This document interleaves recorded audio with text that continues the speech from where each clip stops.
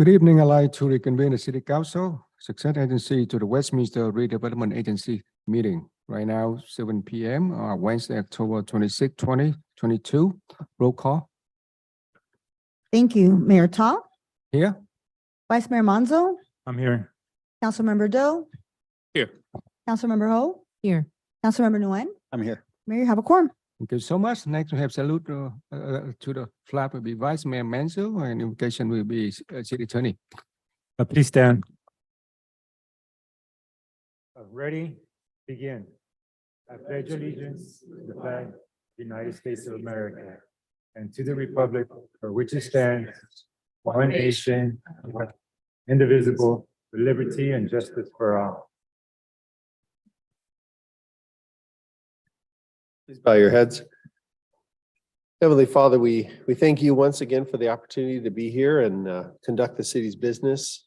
We ask that you would guide the council and guide those of staff and even of the public as we seek to do what is right for the citizens of this community and for the state and for this country. We just commit the evening to you in Jesus' name. Amen. Amen. Thank you, Vice Mayor and City Attorney. Next, we have City Attorney close second report. Thank you, Mayor. There were two items on the closed session agenda. The council discussed both and direction was provided. There's nothing further to report. Thank you. Next, we have ex parte communication. I see none. City Clerk report. Thank you, Mayor. We want to continue inviting the members of the public to please visit our website for vacancies on commissions and committees. The application is on our website. And also, as election day is quickly approaching, I just wanted to announce that the vote drop boxes are currently open, and we have 3 sites. So please visit our website for those locations. And the vote center locations, we have one that will be open beginning October 29th, and that's the Marion Warren Community Building. And after that, we have 4 other centers in Westminster that open beginning November 5th. Election day is November 8th, and polls and the voting centers will be open between 7 a.m. and 8 p.m. That concludes. Thank you so much. Next, we have City Manager report. Thank you, Mayor, members of City Council. So this coming November, the police department is going to once again be participating in Movember, which raises awareness in the fight against prostate and testicular cancer. This program has raised over $17,500 since 2016. So what that means is that our officers are permitted to grow out of policy facial hair during the months of November and or December as a demonstration of their support of their support to the cause. And donations are all made by officers participating in the program. Other employees who participate receive a blue mustache pin that can be worn on their uniform. And they also make donations. And so for anyone else who wants to support this cause, patches are available for a donation of $10 per patch and available to the public. I just have a couple of show what it looks like. There's a flyer as well. Take one down. And then of course, we're still selling pink patches for Breast Cancer Awareness Month over in the police station as well through the end of this month.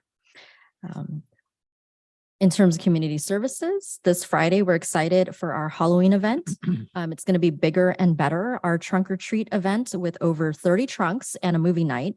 It'll be here at, that's for you. Sorry about that. It'll be here at the Civic Center. Normally it's over at the Family Resource Center, but we're going to have this event at the Civic Center. So it's bigger, it's better, and we hope that everyone can come join. We'll be showing the Addams Family. The trunk or treat starts at about 4:30 p.m. and we'll have a haunted hallway tour of the police department, food trucks, fun and games, and a lot more. So bring out your families for that and then stay for the movie. The Family Resource Center is hosting a Dia de los Muertos family event on Tuesday, November 1st at 4 p.m. So learn the traditions and history of Day of the Dead while making your own Katrina. And our senior center is going to be hosting their annual Veterans Day luncheon on Thursday, November 10th at 11:30 a.m. And that's all I have for today. Thank you so much, City Manager. We don't have any special presentation tonight, so we'll go to oral communication. like to open. Thank you, Mayor. This is a time of the meeting that members of the public may address the city council regarding any item on the agenda or not on the agenda, but within the subject matter jurisdiction of the city council. Any person who wishes to speak may do so by providing one of these forms for us, and your name will be called. In addition, we will be calling people on our Zoom meeting. The first speaker is Terry Raines, and that she will be followed by Nguyen Hung.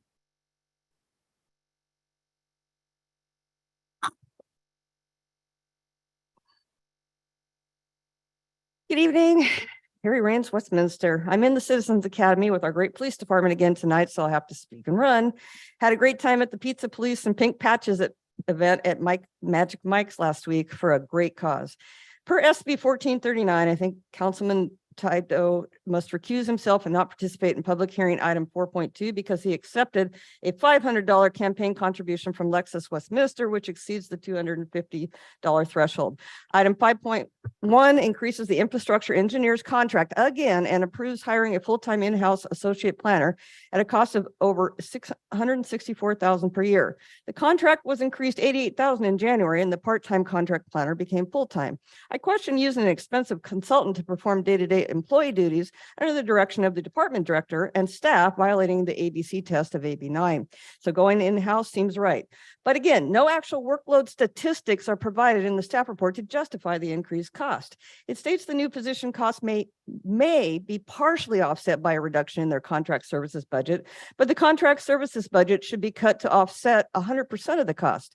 On a related note, I have requested numerous times for the city to publish a monthly report of all active planning projects and permits issued like other cities do, but my requests have all been completely ignored.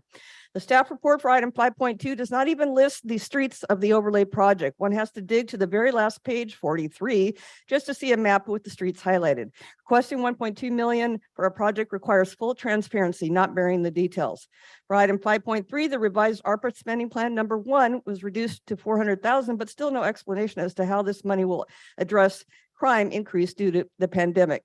And sorry, I do not support new number 6, 525,000, 2,000 for full-time and 1,000 for part-time essential workers. Forces reductions to other allocations that directly benefit the quality of life and services for our residents.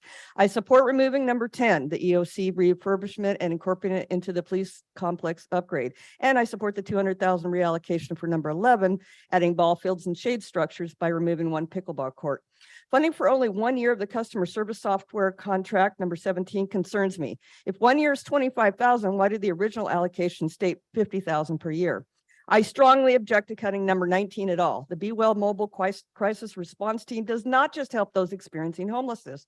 It helps anyone experiencing a mental health crisis.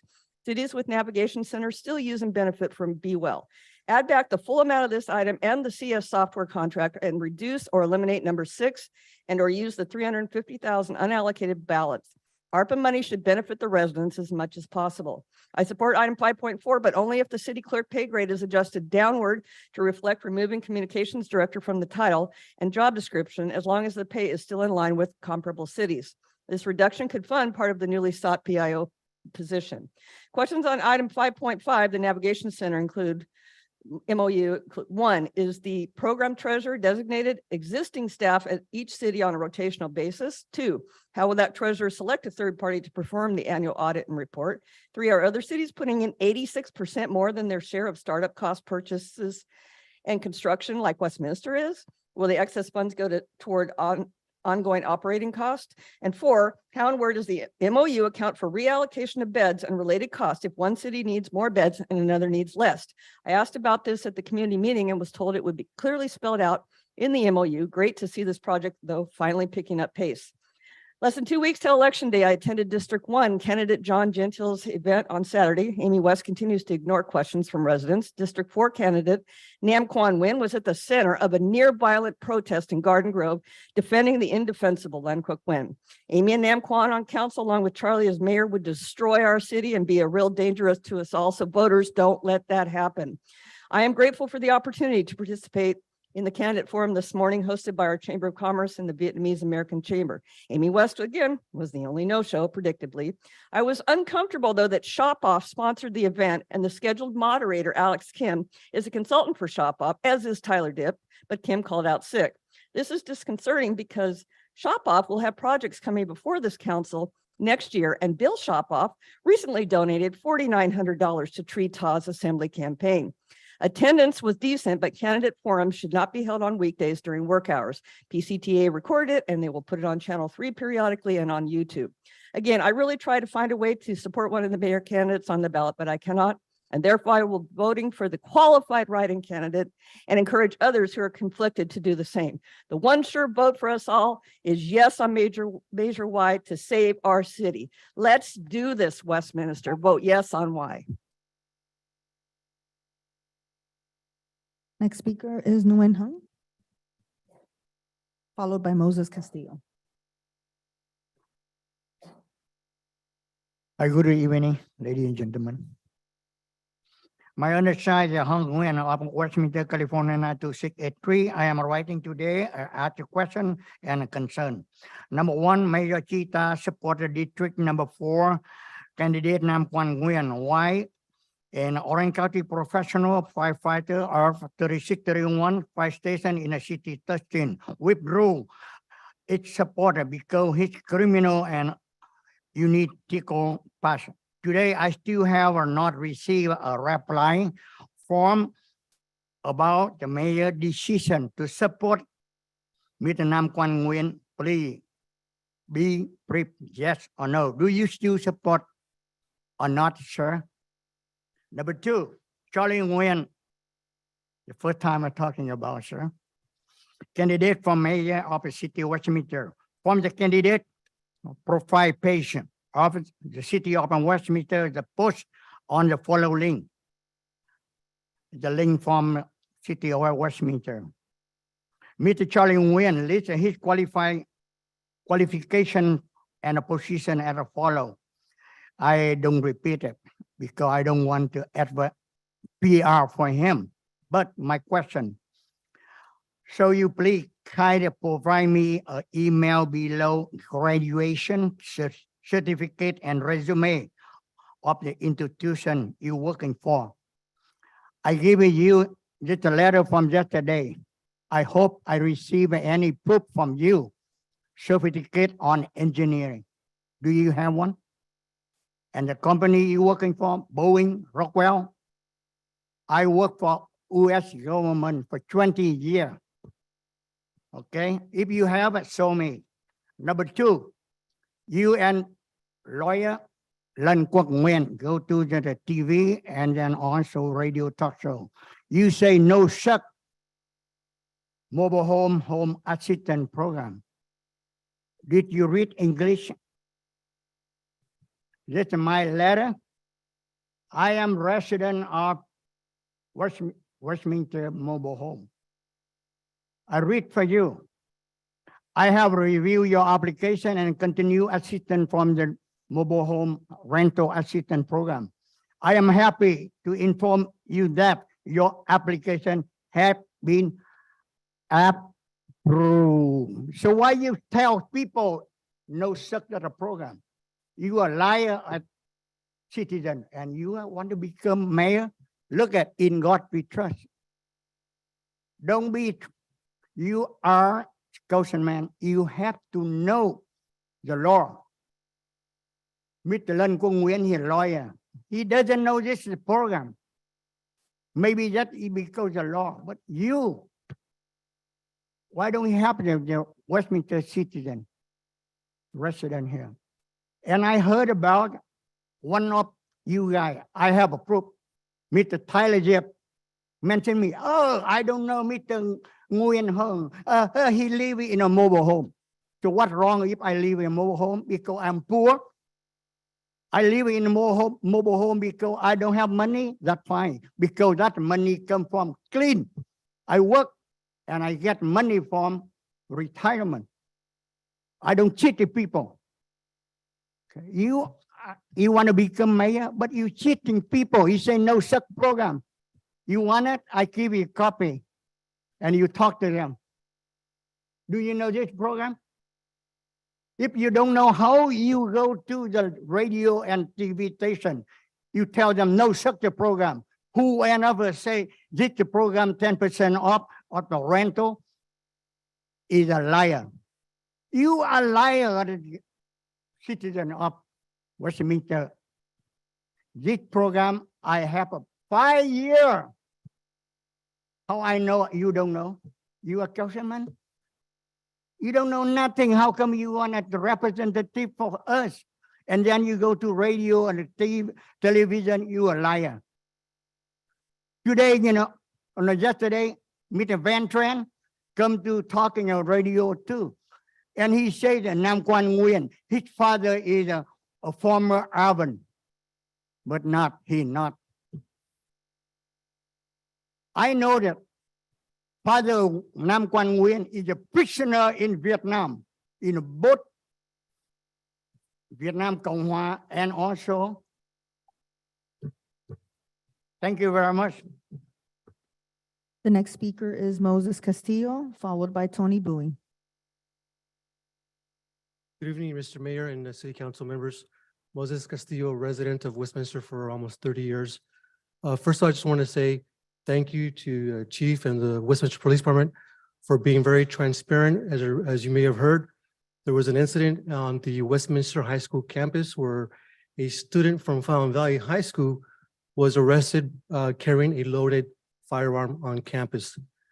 And it's a reminder that we need to really take steps to make sure our children are safe. And I'm grateful for this individual, whoever it was that tipped off this information. So again, Crime Stoppers is a great resource to report anonymous information. But again, I just want to give kudos, and I hope the incident is debriefed with the school staff so that we could have lessons learned, because I'm sure there's some lessons that we could always learn and debrief from incidents like this. And for the parents that are watching this online or on channel 3, talk to your children.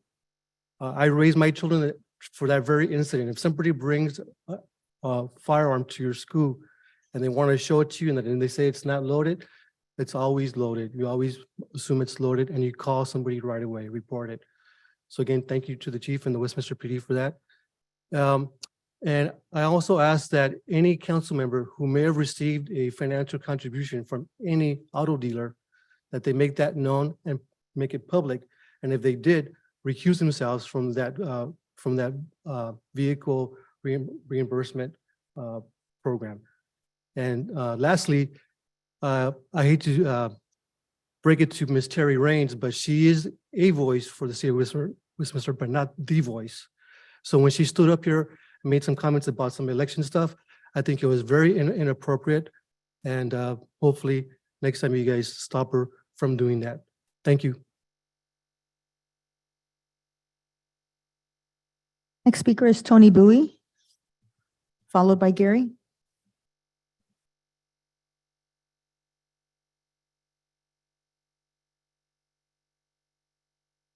Good evening, Mayor Chita and City Council members. I am Tony Bowie, a resident of Westminster for 20 years, more than 20 years. And I know the city has been thriving for many people to live in the city.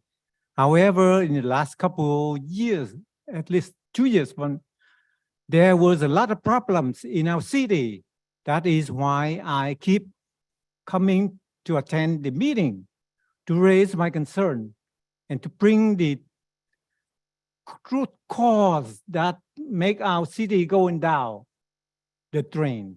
I don't want our city of Westminster to be like Portland, to be like Seattle or San Francisco or Los Angeles in a shameful way, going down the drain. Because if we are not careful, those people who sit there in the future, they will collude with each other to turn this city to be a sanctuary city, which harbor the illegal people, which is helping burglary people to get out from jail without any capital, any punishment. Those are the bad things. That is why I come here, and I want that we should shape up our group, and especially during this election meeting, I saw some of the corrupted mind and corrupted people who has tried to get the position as a mayor, and they use all the tactics to win the vote from the people. For example, I heard that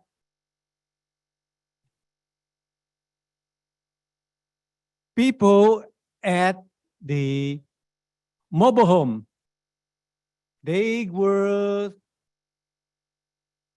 met some people from the group of Kimberly Ho who promised them that if they sign the paper, they will get 10% reduction rent if they get elected for Miss Kimberly Ho. That is fake. You cannot promise like that because you are making the people confusing. And also, she promised that she will make a community activity hall for the Vietnamese people. Where did you get the money from? From the city? Or you know that the taxpayer money of all American citizen, American community. So this is unfair to promise money from the city to a special group. So stop that action. You try to divide people, and that is not good, Miss Kimberly Ho. And I just learned that Kimberly Ho, this is good news for all of us. Kimberly Ho said that if she is not elected for mayor position on this coming November election, then she will resign from City Council of Westminster. I hope that will be true because City of Westminster don't want you to be here. We will make a big party to show you the way out of the City of Westminster to restore the peace and prosperity for our city. That amen. That we wish that will be true. Ms. Kimberly Ho, shape up your way of working, and you will be good person if you change your behavior. In the past, you have been the head of the Measure C, which wastefully waste money of our city, more than $400,000. So even if you win or lose, I and many people will have a petition to ask you to repay to the city of more than $400,000 and $100,000 to redistrict the city in 5 districts. That is my wish, and I will try to do that way to get the money back for the City of Westminster. Thank you for listening to me.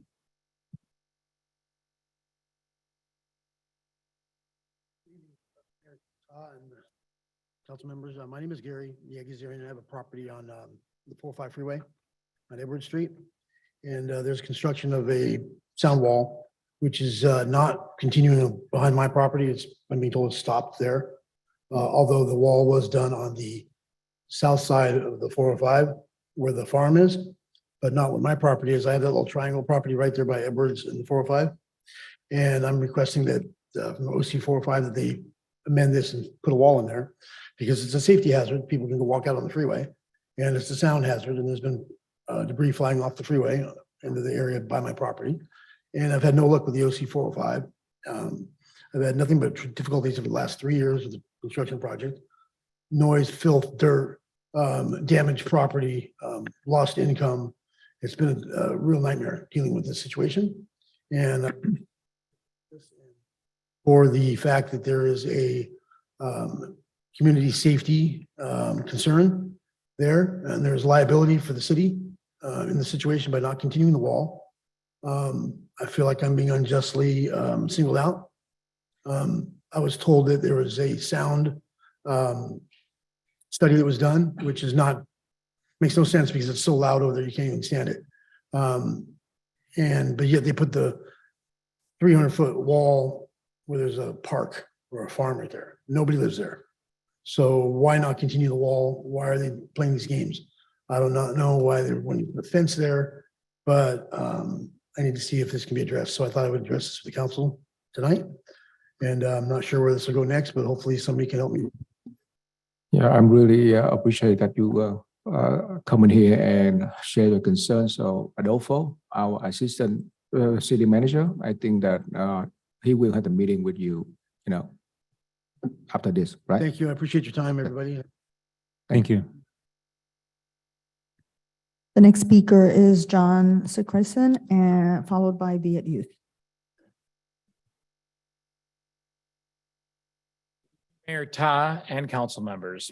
My name is John Sacrison. I'm the executive director of the Orange County Automobile Dealers Association. I'm here tonight to support agenda item number 4.2, which will restart the Westminster. Sorry, so we have a public hearing, so you have to wait till 4.2 to get to speak on that item. Okay. The next speaker is Viet Youth Media, followed by Tom Lamb, and then Camilla Overbeek. Oh, yours public hearing. Thank you.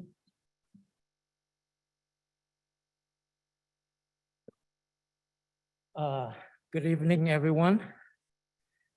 Hôm nay tôi lên đây để tiếp tục đặt vấn đề với hai ông về Nam Quan. I'm here tonight to push forward some issues with the two of you regarding Nam Quan. Một tên côn đồ mất dạy mà cộng đồng đa số hiện nay gọi hắn là Việt Giang Nam Quan. He's an ill-bred thug that, well, now the community is referring to him as a traitor. Ông Chí Tạ vẫn tiếp tục vận động kêu gọi đồng hương bỏ phiếu cho Nam Quan. Mr. Tar, you are still campaigning, asking people in the community to vote for Nam Quan. Charlie vẫn lên kênh YouTube của Nam Quan để vận động cũng như kêu gọi đồng hương bỏ phiếu cho Nam Quan. And Charlie also appeared on Nam Quang's YouTube channel to campaign for him as well as to ask people to vote for him. Một lần nữa tôi muốn bày tỏ sự bất bình trước thái độ coi thường cử tri và quyết định rất là vô trách nhiệm của hai ông. Once again, I would like to express my dissatisfaction about your being irresponsible Và coi thường cử tri. and that you don't care much about the voters. Hai ông không bao giờ quan tâm đến tương lai và sự ổn định cũng như phồn thịnh của thành phố. You never care about the future as well as the prosperity of this city. Hai ông từng đưa người từ những nơi khác về làm náo loạn thành phố, kể cả khủng bố và hành hung tôi, chỉ để bảo vệ cái ghế của hai ông. You have brought people from other city here to cause disorder in the city, including assaulting me and terrorizing me just to protect your seat. Nam Quan chê bai hai ông, nói rằng hai ông chỉ biết cãi nhau trong suốt 6 năm qua, không làm được gì cho thành phố. Nam Quang criticized the both of you. He said that the both of you could not really do anything for the last 6 years except for the city, except for bickering. Nam Quan là tên côn đồ chửi mướn của hai ông, chuyên bôi nhọ phụ nữ, chửi lộn với đàn bà để câu view kiếm sống trên YouTube. Nam Quang is a hired gun, and he's hired by you to go on YouTube to demean women and Tức là bôi nhọ phụ nữ và chửi lộn với đàn bà. and to demean and women and to argue with women. Trong cuộc biểu tình ông Nguyễn Quốc Lân vừa qua, Nam Quan lại đảm nhiệm vai trò chửi mướn cho hai ông. So in the protests or demonstrations against Lan Quat Nguyen last week, Nam Wang now took on the role of a mouthpiece or higher gun for the two of you. Nam Quan trà trộn vào đoàn người biểu tình để gây xáo trộn khiêu khích đồng hương với ý đồ muốn phá rối cuộc biểu tình. Nam Wang tried to infiltrate the protest just to incite and also to cause division as well as disorder at the protest. Nam Quan nói hai ông vô dụng, chưa trưởng thành, chỉ biết cãi nhau. Nam Wang said that the two of you are useless or immature. All you do is to bicker. Nhưng nếu hai ông đưa Nam Quan vào làm nghị viên của hội đồng thành phố, thì liệu Nam Quan có giúp ích được gì cho thành phố hay không? So if the two of you get Nam Wang to be on the city council, what do you think Nam Wang would be able to do for the city? Hay Nam Quan cũng sẽ gây thêm xào xáo trong hội đồng thành phố? Or, well, Nam Wang would cause more dissension among the city council. Vì ngoài tính tình hung hăng, chuyên lăng nhục phụ nữ, Nam Quan còn là một tên côn đồ, có thể gọi là tội phạm coi thường pháp luật. Besides his menacing personality, you can also consider him, think of him as a thug, ill-bred thug who doesn't care or respect the law. Tôi đã đưa ra những bằng chứng về những cái cáo buộc này trong những lần phát biểu trước đây. I have provided ample evidence regarding my allegation in the previous city council meeting. Nếu tôi nói sai, tại sao Nam Quan không phỏng vấn vợ ông ta? If I was wrong, why didn't Nam Wang interview his ex-wife? Chỉ cần vợ Nam Quan tuyên bố là tôi nói láo, Nam Quan chưa bao giờ hành hung vợ, thì ông ta sẽ được minh oan. It only takes Nam Wang's wife to deny my allegation, then Nam Wang would be vindicated. That she would deny my allegation that he assaulted her, then he would be vindicated. Không cần vợ Nam Quan, chỉ cần Nam Quan đưa ra được bất kỳ video clip nào của người thân của vợ Nam Quan. Well, we don't even need her word or Nam Wang's ex-wife's word. We just need a video clip from any of Nam Wang's ex-wife's family to say that he did not assault her. Bất kỳ video clip nào của người thân của vợ Nam Quan có uy tín để biện hộ cho Nam Quan, để chứng minh là tôi nói dối, thì Nam Quan sẽ không còn bị đồng hương nghi ngờ nữa. Any video clip by any respectable member of Nam Wang's wife's family, then that would clear his honor or defend his honor. Nhưng cho đến bây giờ, Nam Quan vẫn không dám đối chất với những lời tố cáo của tôi. Up until now, Nam Wang refused to deal directly with my allegation. Mà Nam Quan và băng đảng của ông ta cũng như Nguyễn Quốc Lân chỉ dám đưa ra những lời lẽ bâng quơ để chụp mũ vu khống bôi nhọ để đánh chống lãng. Nam Wang and his gang, including Lan Quat Nguyen, they just beat around the bushes to deflect the charges or allegation. Tại sao hai ông nhất định ủng hộ một tên côn đồ vô lại như vậy và làm nghị viên hội đồng thành phố? Why are you two supporting such a thug and trying to get him onto the city council? Nếu không phải Nam Quan là âm binh tay sai của hai ông. Unless Nam Wang is your latchkey. Hai ông chỉ muốn đưa Nam Quan vào hội đồng thành phố Westminster để sau này sẽ nghe lời của hai ông sai khiến. You too want Nam Wang to be on the city council so that he would listen to you or carry out your marching order later on if he got onto the city council. Vì nghị viên Kimberly Hồ hành xử độc lập, không chịu phục tùng hai ông và băng đảng của hai ông. City council woman Kimberly Ho refused to listen to the two of you and to carry out your order. Và cũng như là băng đảng của hai ông. And your gang's order. Yeah. Nên hai ông đã thực hiện cái công cuộc recall bà Kimberly Hồ và để sau này thay thế nghị viên Kimberly Hồ bằng năm qua. And so the two of you have unsuccessfully tried to carry out a recall on City Councilwoman Kimberly Ho so that she would be replaced by Nam Quang. Và đương nhiên là Phó Thị trưởng Carlos Menzo cũng biết cái việc này, họ cũng đã từng muốn là recall bãi nhiệm ông Carlos Menzo để mà thay thế bằng Nam Quang. Vice Mayor Carlos Menzo know this as well because he has been the subject of their recall as well and try to replace him with Nam Quang. Và thưa nghị viên, thưa Phó Thị trưởng Carlos Menzo. To Vice Mayor Carlos Menzo. Lần trước tôi có nói với ông là có lẽ tôi nói chưa có rõ. Tôi nghĩ ông sẽ là cái deciding factor, deciding vote. Tôi nghĩ ông sẽ là người quyết định trong cái cuộc bầu thị trưởng của thành phố Westminster lần này. I wasn't clear when I appeared in front of the council last time and said that you would be the deciding vote in the mayor race this year. And I hope you would not just wisely choose to endorse, but you would put all your effort to campaign for the one that can actually have a chance to replace those, to help us get rid of this gang. Thank you very much. Thank you.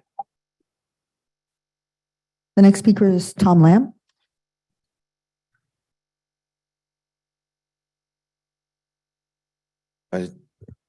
Trước hết kính chào ông thị trưởng và toàn thể quý hội đồng thành phố Westminster. Kính thưa quý vị, xin lỗi. First of all, I would like to send my greeting to the mayor and the entire city council of the city of Westminster. Kính thưa quý vị, hôm nay tôi muốn đến đây coi như là lần đầu tiên. I'm here for the first time tonight because bởi vì tôi muốn đưa lên sự việc giữa ông thị trưởng hiện nay và ông Sạc Ly Nguyễn và ông Nam Quang. Because I want to bring forward this issue among Mayor Tar or City Council member Charlie Nguyen and Nam Quang. Trước hết là ông Sạc Ly Nguyễn, kính thưa quý vị, là ông Sạc Ly Nguyễn người làm việc biết luật, hiểu luật và đã sai luật, đã ra ứng cử. First of all, Mr. Nguyen, Charlie Nguyen, he knows the law, he understands the law, but then he violated the law by running. Ông đã dùng điện và đất của thành phố và ông đã làm cái banner để mà ông ứng cử ở đây. Đó là cái luật của ứng cử của tiểu bang California không được quyền cho phép. So you use the city's electricity, you use the city forum, and also you put up a banner right out here for your campaign when state law prohibits that. Và thứ hai, ông không còn làm phó thị trưởng nữa, nhưng mà ông ra ngoài outside có những cái event, người ta gọi ông là phó thị trưởng nhưng ông vẫn làm thinh.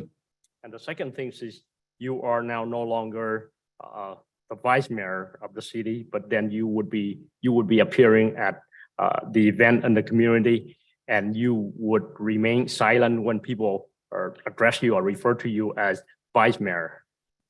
Và thứ ba, ông đã cấp cái bằng vinh danh cho một cái tài tử bình minh trong cái phim Sám Hối, mà người tài tử đó là đảng viên Đảng Cộng sản Việt Nam. And the other thing is you give a proclamation of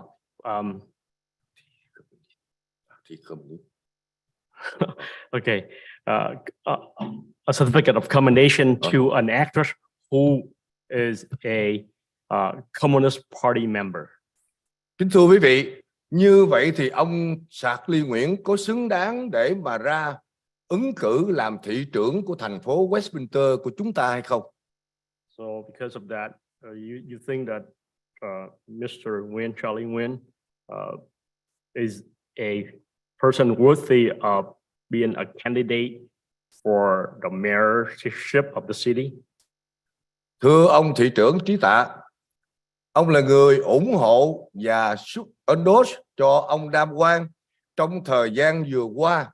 Ông đã thấy rõ ràng cả toàn thế giới đều biết hết, chứ không phải là một mình tôi hay là một mình cá nhân ai. To Mayor Tar, you are campaigning for and you support Nam Quang, and that everyone, the whole world know it, not just me. Ông Nam Quang là một người không có đạo đức, không có hạnh kiểm, đã bạo động ở trong gia đình của ông, và thậm chí ông là người dùng tiếng Đan Mạch để chửi đồng hương của chúng ta như vậy. So Nam Quang is an unethical person. He commit domestic violence within his family, and then he used the F word toward our community. Vậy thì ông vẫn tiếp tục, và đến ngày hôm nay ông vẫn làm thinh và không trả lời cho đồng hương cũng như cho cử tri để biết rằng ông phải rút cái sự ủng hộ của ông ra đối với cái tên Nam Quang này. Still, you continue to support him. You remain silent and you haven't said anything about whether you would withdraw your endorsement for Nam Quang for mayor of Westminster. Cách đây City Council of Westminster. Cách đây mấy hôm, ông Nam Quang đã lên cái YouTube cho rằng cái thành phố Westminster này không có ra cái gì. Thưa ông Trí Tạ, ông có vô hình chung ông có nghĩ rằng Nam Quang đang chửi ông hay không? Bởi vì ông đang làm thị trưởng, ông đang ở đây 18 năm rồi mà không làm được cái thành phố Westminster để cho Nam Quang nói như vậy. A few days ago, Nam Quang appeared on YouTube and he said that city is worthless. As someone who have been on the council for 18 years, you feel ashamed because of that? Would you allow Nam Quang to say something about a city that you have been on the council for 18 years? Thưa ông Trí Tạ, tôi thiết nghĩ bây giờ ông nên suy nghĩ cho kỹ. Ông đã thấy rõ ràng và ông đã nghe rõ ràng là bên cứu quả của nghiệp đoàn cứu quả cũng rút cái endorse ra đối với Nam Quang, thì tại sao ông còn chần chừ gì nữa? So Mayor Tar, I think you need to carefully reconsider your endorsement because the Firefighter Association of Orange County had withdrawn their endorsement of Nam Quang. So what are you waiting for now? Không lẽ cuộc đời chính trị của ông, cái con đường ông đang tiến bước phải đi để cho cái tên Nam Quang này xóa nhòa cái cuộc đời của ông hay sao? So are you gonna let Nam Quang here to damage and ended your political career? Đây là những lời của tôi muốn thiết tha nói cùng với ông. Tôi chúc ông được thành công, chúc ông được may mắn, sức khỏe dồi dào, và tôi xin chúc toàn thể quý vị ở đây có nhiều sức khỏe, và cảm ơn quý vị đã lắng nghe tiếng nói của tôi. So these are my sincere words, and I wish you, Mayor Tar, success as well as good health, and I wish everyone here good health. And again, thank you for listening to me. Thân ái kính chào quý vị. Thank you and sincerely. Mayor, now we'll move on to speakers via Zoom. We did have an advance request by Dan Carella. Please unmute yourself and you may begin. Please begin. Good evening. Dan Carella, Westminster. I'm depressed because of inadequate revenue to fund the city's revenue. Westminster is now economically one of the poorest cities in the area. Now, how did this happen? One of the major reasons is that our elected representatives, the mayor and city council, failed for 6 years to come up with any solution other than the 1 cent sales tax. Meeting after meeting, there was no plan, no answers. Shockingly, the only specific attempt to find a solution came some weeks ago with suggestions from City Manager Corden, Assistant City Manager Ozakta, and Community Development Director Karita. Well, it's time that we voters evaluate who's qualified to represent us. So let's start with Mayor Ta. You were a man I once thought had potential, a man I voted for in the past. Sadly, after 6 years of no alternative to the sales tax, I must rate your inaction as a financial failure. Worse than that was your attempt, along with Councilman Nguyen and Doe, to block my right to vote. Dictators of totalitarian countries do that to eliminate or control voters. To attempt that in a city in the United States of America is reprehensible and unforgivable. So Mayor Ta, I'm sorry, no more support. Now let me review 3 of our mayoral candidates. Since it's election time everywhere, thousands of election brochures are being mailed to voters filled with fairy tale promises and political double talk. And how do you decide? There's an old adage which I use as a guide. It's actions speak louder than words. There's another key characteristic that I've noticed in politics. Smart politicians know that to be successful, it's frequently necessary to make compromises or concessions. So my top mayoral candidate, Councilwoman Ho, made such a compromise. Despite her political party being the same as Mayor Ta and Councilman Doe and Nguyen, she voted yes for us voters on that critical first tax vote. Also, in order to keep a city safe, you can't do it without a well-funded, staffed, and cooperative police force, and she's the only candidate to have the official endorsement of the Westminster Police Officers Association. Councilman Nguyen, you say very little orally or in print, so you're a hard read, but actions speak louder than words, even if they're just a few words. Your no vote to deprive me of my voting rights was black mark number 1. Black mark number 2 was your negative vote.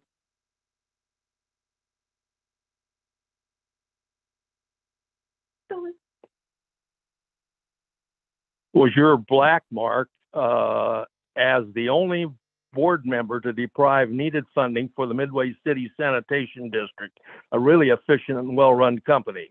I don't want your negativity on critical financial issues to guide Westminster. Last on my list is Councilman Doe. Although I voted for her in the past, I now realize your value system, which is dictatorial and so radically different from my own, was a huge mistake. When you voted not once but twice to deprive me of my voting rights, I knew I wanted you gone. An examination of your mailer brochure reveals promises but no real answers, so let's take a look at 3 of those items. Ty, quote, item number 1, Ty knows what it takes to keep our city safe from crime. Answer, yes, it takes the support of Westminster PD, which you don't have. Ty, quote 2, I will only propose a balanced budget with strong reserves. My question, how? You oppose the sales tax and have never come up with an alternative. And finally, Ty, quote 3, remove the homeless from our neighborhoods and put them in shelters. My response, you have a real problem there because Westminster has no shelters and other city shelters are overflowing with no extra space. My evaluation of Councilman Doe's brochure, which he titles Ty Doe's Plan for Better Westminster, it's full of promises, but lacking any real answers. So 0 support for Ty Doe. I thank you for the time, and everyone, please vote for Measure Y. The next speaker is Amy Walsh. Something. Please unmute yourself. And you may begin. Sorry, I forgot. I'm allowed to raise my hand at the public hearing to speak, correct? Yes. Would you Okay, like to speak at the public hearing? Yes, sorry. Okay. My It's okay. bad. Thank you. Okay. Mayor, that concludes the speakers for oral communication in person and via Zoom. I just want to be clear for that last speaker that you can speak now and then also speak during the public hearing. So if you wanted to speak now, you do have that right. And to speak again later during the public hearing. Amy, did you hear that? Oh, am I unmuted? No, you're unmuted. We can hear you. Oh, okay. The city attorney has just wanted us to let you know that you may speak now and again during the public hearing if you wish. I'll wait, but thank you. Okay, thanks. That concludes oral communication. Oh, All right, just, so, I'm sorry, just a moment. Someone else raised their hand, Mayor. Sofa, okay.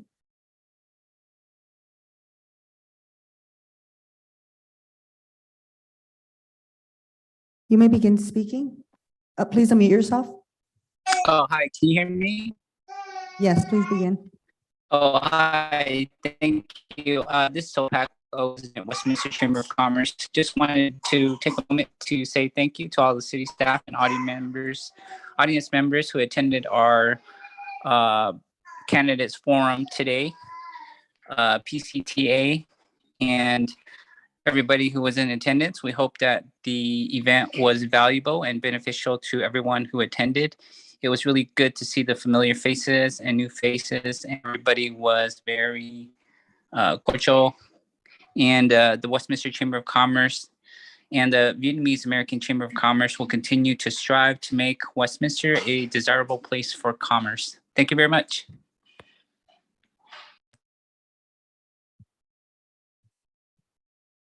Thank you. And Mayor, that concludes oral communications via Zoom and in person. all right, thank you so much. I close oral communication. Next, we have consent calendar. All matters listed on the consent calendar are considered routine, may be approved by single motion, followed by roll call vote. There will be no separate discussion of this item unless a member of City Council or staff request that specific item be removed from the consent calendar for separate action or discussion. Move to approve. Second. All right, we have the motion and second to approve the consent calendar. Roll call vote, please. Thank you. And that motion was to approve the consent calendar as presented, all items. The motion was made by Councilmember Nguyen and seconded by Vice Mayor Monzo. Councilmember Doe, Yes. Councilmember Ho. Yes. Thank you. Councilmember Nguyen, Yes. Vice Mayor Monzo, Yes. Mayor Ta. Yes. Motion carries 5-0, Mayor. Thank you so much. Next, we have public hearings, and now I'd like to open public hearing. The first item is 4.1, public hearing and resolution to determine and declare public nuisance and conduct with abatement for 2022. Before start, present a report, like to inform the public that one of the property in this item that more than 600 from my home. So I already discussed that with city attorney, and he said that that should be okay for me to continue to participate this item. Yeah, let me clarify that. He did inquire with me that he had property within about 600 and what was the exact feet, Jake? 630 feet. 630 feet. Under state law, if you have 500 feet or under, there's a strong presumption of a conflict. If it's between 500 and 1,000, there's a test you apply. And if it's over 1,000, there's a strong presumption of no conflict.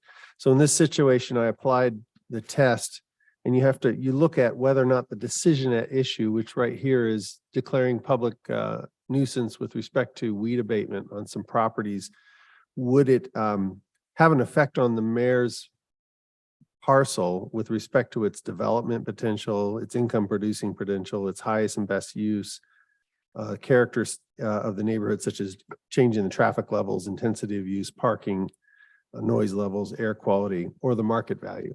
And based on the type of decision that we're looking at here, none of those would seem to apply to declaring a property a public nuisance to eliminate weeds.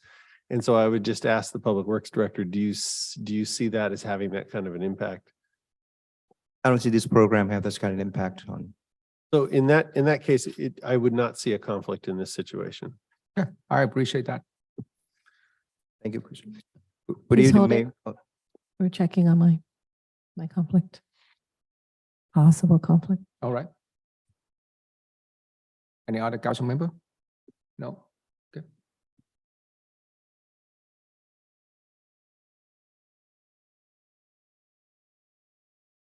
I'm good. We're clear. All right, so please continue. Good evening, Mayor, Vice Mayor, and council members. This is a public hearing for the resolution to determine and declare a public nuisance and conduct weed abatement program for fall 2022. For the State of California Government Code, Public Works Department enforces the weed and debris abatement from the vacant properties in the city. Currently, there are 19 vacant properties on the weed abatement list. Early September, staff sent out notices to these property owners, reminding them that it's time for them to clean their property prior to the inspection from Public Works staff on October 10th. Out of 19 vacant properties, only 5 properties were not clean at the time of the inspections. Public Works staff did follow up with a lot of phone calls to these property owners, including the railroad company. So as of today, 4 of the properties listed on the resolution have been cleaned, and 1 in the process of cleaning. I actually talked to the property owner this afternoon to make sure that's had been scheduled. So early this year, each year staff bring the weed abatement program back to the council in fall and spring. For the other 2 quarters, we just send out reminding notices to the property owners and also work with the CPU to make sure that any neglected properties will be taken care of. Staff acknowledged there's a typo on the resolutions related to the government code article. It should be Article 2 instead of Article 3. So that will be corrected with the final resolution. So that concludes my report. Thank you so much for your report. Any question from member of the City Council before we have public comments? Yes, thanks, Mayor. Thank you, Mayor. I have a question. I think I've asked you this before, but just a reminder.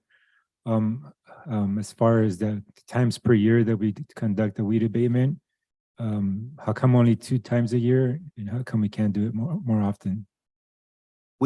Actually, the government code that didn't specify how many times you have to do a year. Many cities only do once a year. I think we did a little more and beyond above to do twice a year. The other quarters, I think it take a lot of efforts and time and follow through with the property owners, trying to not only send out mails, but also trying to a phone call if we have that information and follow up and make sure that they do clean their properties by the time. So we did more than what technically required. So instead of do 4 times a year, we do twice a year. And some of these lots that you have on your list, how long have they been vacant? Some of them have been vacant for a long time. There's no reason, I'm not sure why they're not being developed, but we maintain those on the list, and regularly we check with them and see if they have any plan to develop.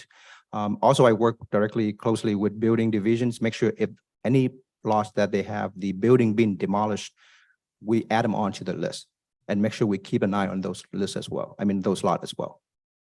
It's just, I think some of these lots, I mean, it's not fair for the community to live with seeing these weeds, tall weeds, basically all year long, because if it takes this long for them to comply, there's something that we can, if they're continued offenders, there's something else that we can do to kind of keep them in line, because we can't have our community just keep staring at these weeds, year long.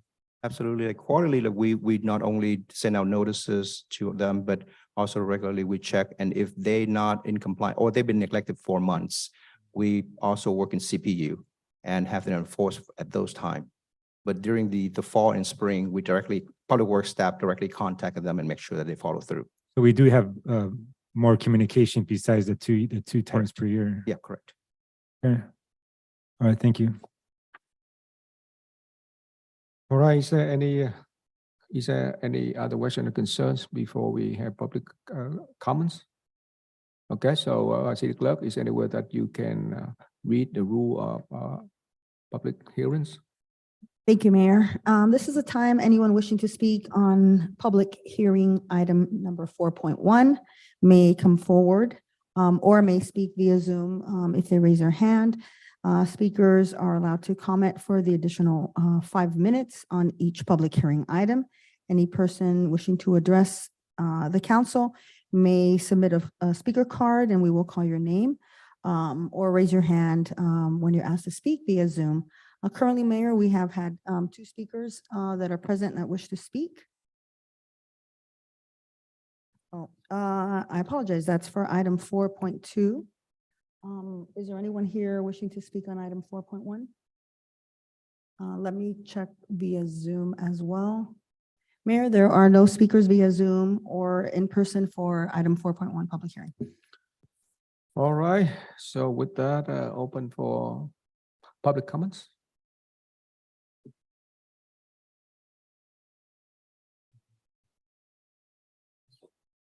There are no. Oh, okay, so no, okay, No, it's so, for the next item, Mayor.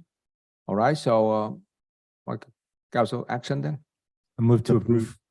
I second. Close the public hearing. Okay, I close public hearing, okay. Move to approve. I second. All right, we have the motion and second. Vote, please. Thank you. That motion was made by Councilmember Nguyen, seconded by Councilmember Ho, and that is for overruling any objections received at the public hearing for abatements, of which there were none, and to adopt resolution entitled, "A Resolution of the Mayor and City Council of the City of Westminster determining and declaring that certain weeds are growing upon certain streets, sidewalk, parkways, and private property in the City of Westminster, and rubbish and refuse have been deposited upon sidewalks, parkways, and private property in the city, and that the same are a public nuisance, ordering and directing the interim city manager, we will correct that, the city manager to have said weeds destroyed and to have rubbish and refuse removed as required by law." And that would include the correction of the typo and Yes. this correction as well. Mayor. Yes. Councilmember Doe, Yes. Councilmember Ho, Yes. Councilmember Nguyen, Yes. Vice Mayor Manzo, Yes. Mayor Ta. Yes, Motion carries, Mayor. thank you so much. Next, do you have to read the resolution? I read it. Okay, you already did. Thank you. So Thank you, Mayor. next item, public hearing item, vehicle incentive program for auto rebate to qualify Westminster resident and businesses. Up report.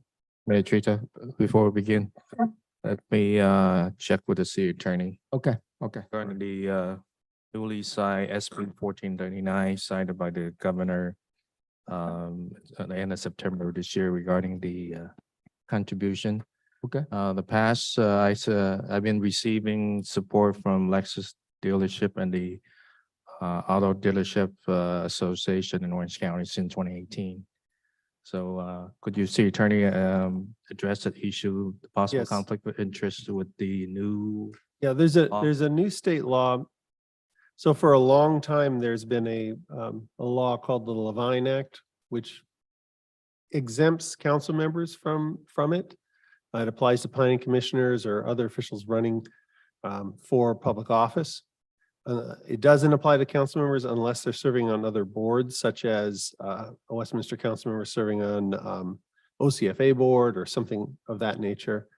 And that law said that if you've received campaign contributions in the 12 months prior, you have to recuse yourself from the decision. And then 3 months going forward, you cannot participate in a decision if you weren't aware of it and it begins. But again, council members have always been exempted from that by definition in the statute. In September of this year, they passed SB 1439, which changed that, and now it does apply to council members. And it's created a rule that essentially council members that receive campaign contributions cannot participate if they've already received it. They cannot participate in something that comes before the council for 12 months after having received it. And it also has a going forward so that if they've received it and then an application occurs, they have to recuse themselves 12 months forward. So it's 12 months back, 12 months forward. That law does not go into effect until January 1st of 2023. However, it would seem at this point that it does apply to contributions received during 2022. So if there's a project or something that comes forward in January, February, March, you would look backwards at the contributions received during this year. So it was chaptered on September, late September, the 29th, I believe. And it was not urgency legislation, so therefore it goes into effect on January 1st of 2023. So given that concern, if somebody received a contribution tonight, wouldn't apply to them technically, and because the law doesn't go into effect till January 1st. But it is something to keep in mind going forward. Okay, thank you. Basically, there's no conflict of interest in my part, so. I appreciate that. All right, so. So it's Other based, I just had a comment or a question. So it's city attorney, if a council member would wish to recuse himself in the spirit of good governance and transparency, they may do so. Yes, at any time. Yes, that's a voluntary decision. Yeah. All right, thank you. All right, so with that, may I have a staff report? Thank you, Mayor, members of the City Council. So back on September, at the September 28th meeting, staff presented a report regarding the previously expired auto rebate program that ran from 2017 through May 31st of this year. That program provided residents with a $500 rebate toward the purchase of a new vehicle with proof of residency. In total, that previous program provided $1.6 million in total rebates. And so again, that money was toward the purchase of a new vehicle to verified residents. At the request of the participating dealers from that previous program, since the program expired, staff presented a report to the City Council regarding any interest in, in resurrecting this program or establishing a new program. With certain laws, we were required to provide an economic a subsidy report as well as a public hearing, which we are doing tonight, in order to talk about the potential of this program.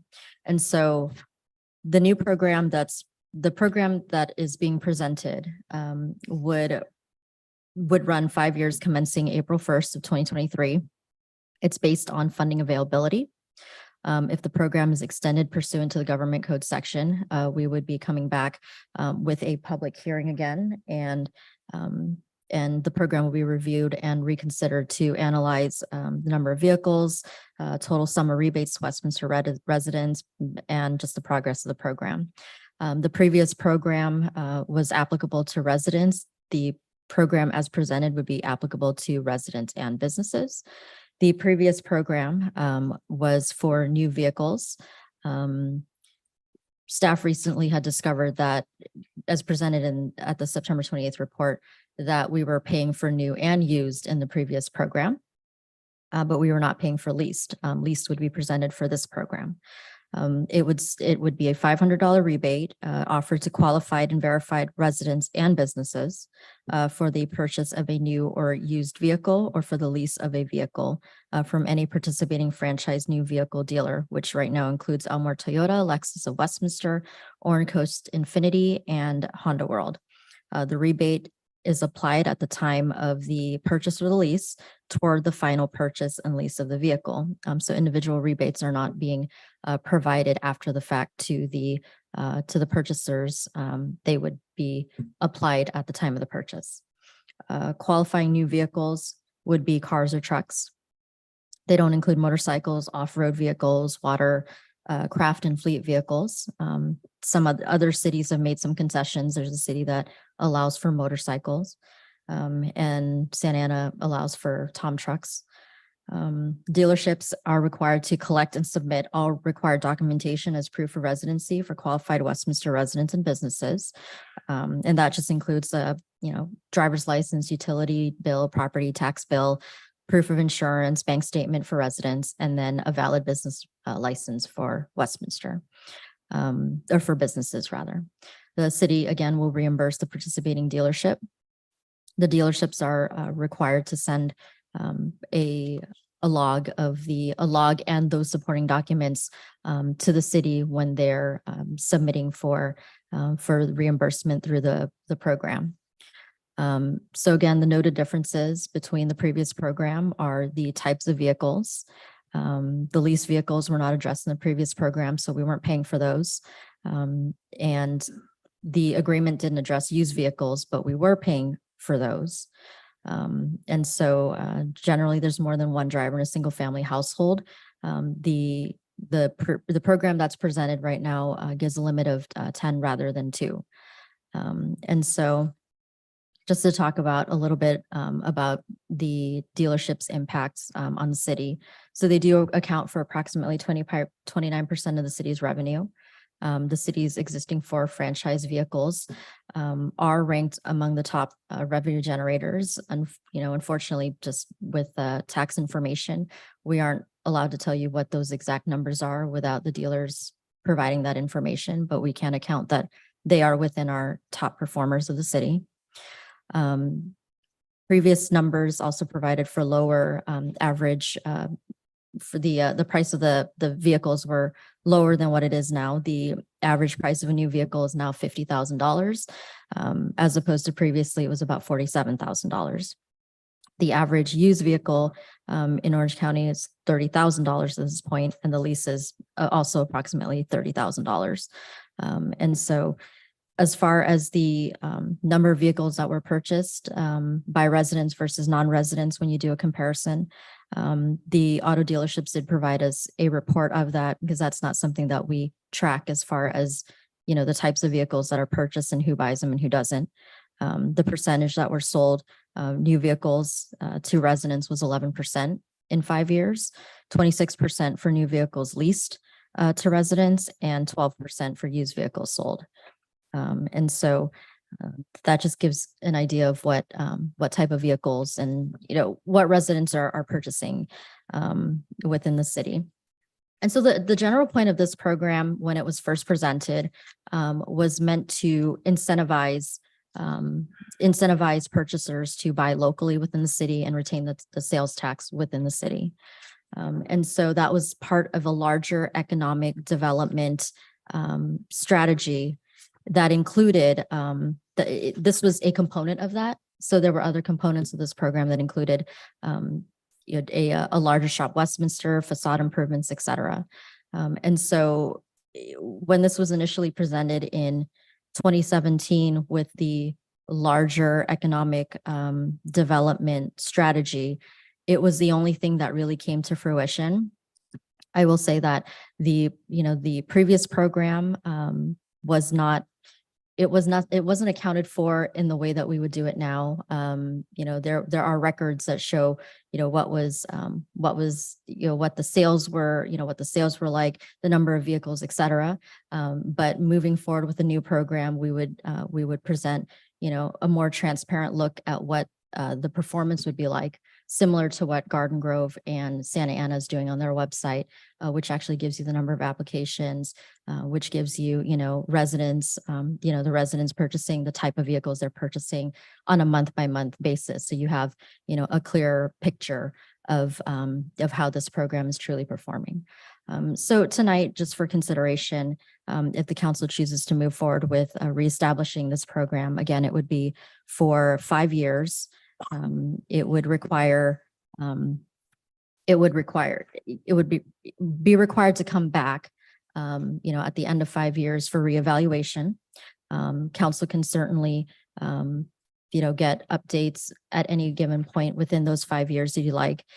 As presented right now, it's $600,000 annually, not to exceed $600,000 annually for 5 years. It's the authorization to include a one-time budget adjustment of $10,000 for administration of the program, which that includes things like staff time, check printing, et cetera. And that may be an ambitious amount as well. We would ask for, so for this year, it would be $82,000 for the rebates for the remaining of the fiscal year, which would be April 1st through June 30th for this program. We would come back with we would come back with any minor, modifications that need to be made in terms of like the form that we previously created for the dealers to work with. We would come back with those as well. And then any documents as necessary. So some of those documents would be the agreement between, so the agreement between the dealer and the participating dealer in the city is included in the staff report. But there's also an agreement that the purchaser or person who's leasing would also have to sign as well. And that's just part of, their record keeping. So that would come back, for just a presentation of what it would look like. Other than that, if you have any questions, available. And we also have someone here from the Orange County auto dealers as well to talk about if there's any specific statistics that they would like to provide that we can't. Thank you so much, our city manager, for your explanation. So any other question or concerns from a member of the city council before I invite the person from the Auto Dealer Association? Yes, thank you, Mayor. I got a few questions. City manager, since you prepared the staff report, first, can you please talk about, I know this is before your time, so I wanted to make sure everybody knows that. Can you talk about how it came about that we were paying, excuse me, that we were paying out rebate for a used vehicle when I wasn't on the agreement? How did that come about? Do you know how it came about? I don't know how it came about. I can speculate how it came about. I would say that it was just a lack of communication from previous administration to the actual hands-on staff working it. That's really the only thing I could possibly think of. That I wouldn't be surprised if that were the case, unfortunately. Can you guess who would authorize something like that? Or is it just a complete oversight? Safer to say that it was a complete oversight.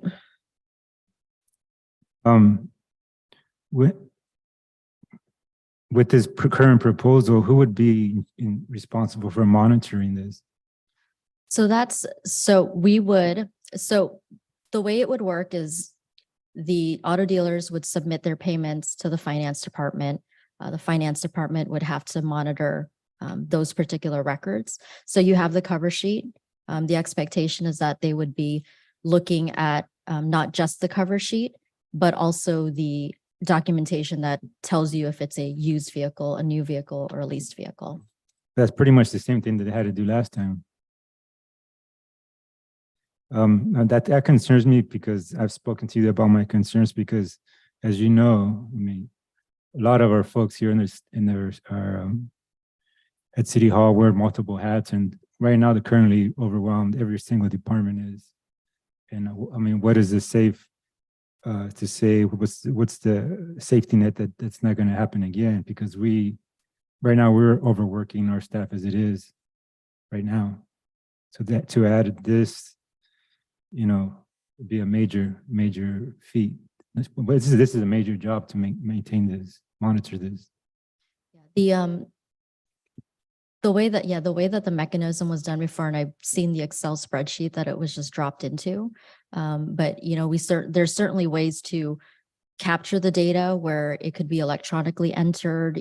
There's instead of again handwriting and mailing things off, it could be data dumped like onto an Excel spreadsheet that you can export. Like there's certain ways that could kind of limit that, but I understand where Still a major job. It's a matter of auditing, and it's a matter of reviewing and making sure that it's accurate.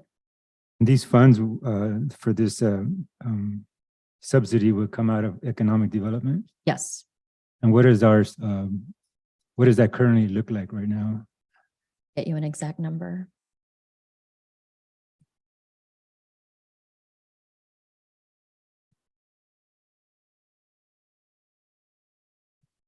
Okay. And then also another question I'd like to answer is how much economic development have we done in the city, taking advantage of that fund to that benefits the community? So before my time, unfortunately, is when the Economic Development Fund was established, and it was based on purchases of, or not purchases, but sales of property. Hard to say what some of that economic development has resulted, directly, something that would create economic development. I know I believe we've funded, was it a specific plan out of the Economic Development Fund? That's the major one that came out of that. As far as previous spending from previous leadership, I know there were pockets of, contracts here and there that supported staff, for example. It's a lot of little things that went toward. So, yeah, I think I would like to have that information because I want to know how long it's taken us to, whatever that number is that we're at right now, how long has it taken us to get it there? I think that's. I will say the Economic Development Fund hasn't been used for direct economic development per se, things that would generate things that are directly generating revenue. Like in terms of investments, right? Like we're not using that toward like investment of properties, or we're not using that toward, we haven't been using that toward investment of, let's say we need a real estate broker type or real estate specialist, right? Someone that can, help tenants, landlords, those types of, folks that want to come into the city, and using that person to like help them with that. We've earmarked some of that money for the upcoming Little Saigon Blueprint. There are different projects that we're using that for. I would say that previously, unfortunately, it wasn't used in the type of investment that the current leadership is looking at. Incentivizing programs like the Shop Westminster program that was supposed to be the larger Shop Westminster program. The funds would have been used for that. Basically everything that was in the 2017 report of development strategy. Because I wanted to ask you if you can speak about on your conclusion part of the report, talks about, if approved, to be a part of a larger effort to encourage residents and businesses to do their shopping locally. So like what other efforts to encourage purchases were presented? Like, what do you have in mind? What do you have envisioned, like, kind of going forward? So one of the big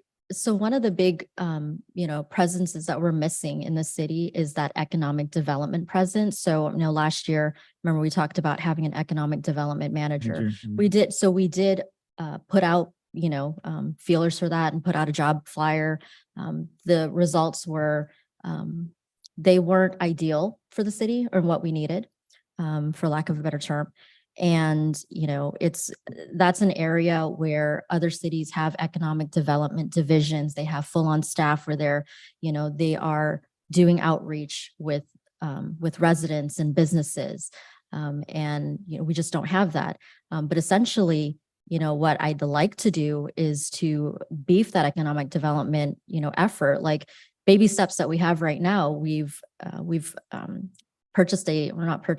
leased for a service with CoStar, which essentially gives us access to developments, rentals, leases, et cetera, properties for anyone, new businesses coming in, for, vacancies. So if anybody calls the city and says, hey, like I want to move into Westminster, can you find us a property? Or I want to buy an investment property. Is there somewhere where you think this type of business works?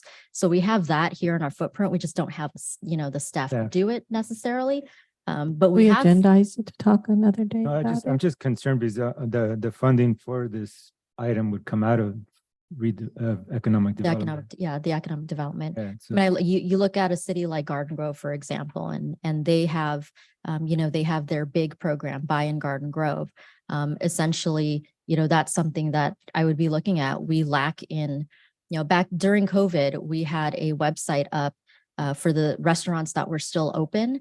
And we Google mapped a bunch of these restaurants and said, hey, if you want to support local, here are the restaurants in our city that are still open. But we need something bigger like that for our city. The Chamber of Commerce is popping back up. And so we've got a better relationship with them than we did, with past administration. So it'd be working with them on, encouraging new businesses to to be more active, to be proactive, to, make sure they're maintaining, their properties and just benefiting our economic development. We've talked about at some point, and I know it's very scary, but a business improvement area, that's something that we definitely should be evaluating. Other cities have a business improvement area or a business improvement district. We could, as far as economic development funds, pay for a consultant that can do some outreach, because there's benefit to that. So, I mean, the reason I'm getting at that is because we need that desperately in our city to beef up our economic development. We've talked about this, that, like we just said, hiring somebody that's just focused on this is their job, daily job. And if it's taking us, a while to really get that fund, get that number up there, it's like, I want to see, is it worth, I want to make sure what's more important, what's going to give our community the best results for that fund that's in there, the money that's in there. That's why I want to know what do we have and how long has it taken us to get it there? After the current year's budget, we have $4.5 million. The money was originally put in the Economic Development Fund from sale of land. So we started with 2 different land sales, about $18 million. Just a second, I just lost it. And $7 million. Property on Hoover.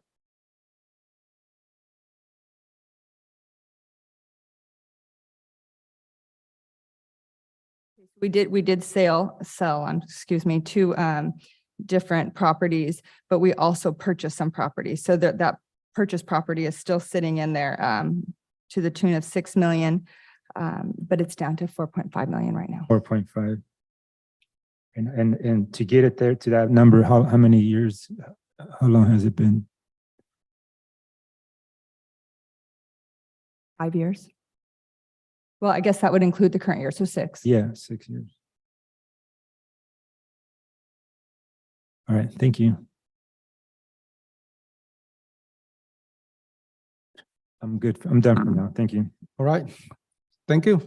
Any other question from member city council? If not, I have a quick question, just Okay, follow up please. to what Vice Mayor Manzo asking. So the city manager, so who ultimately responsible to this great city?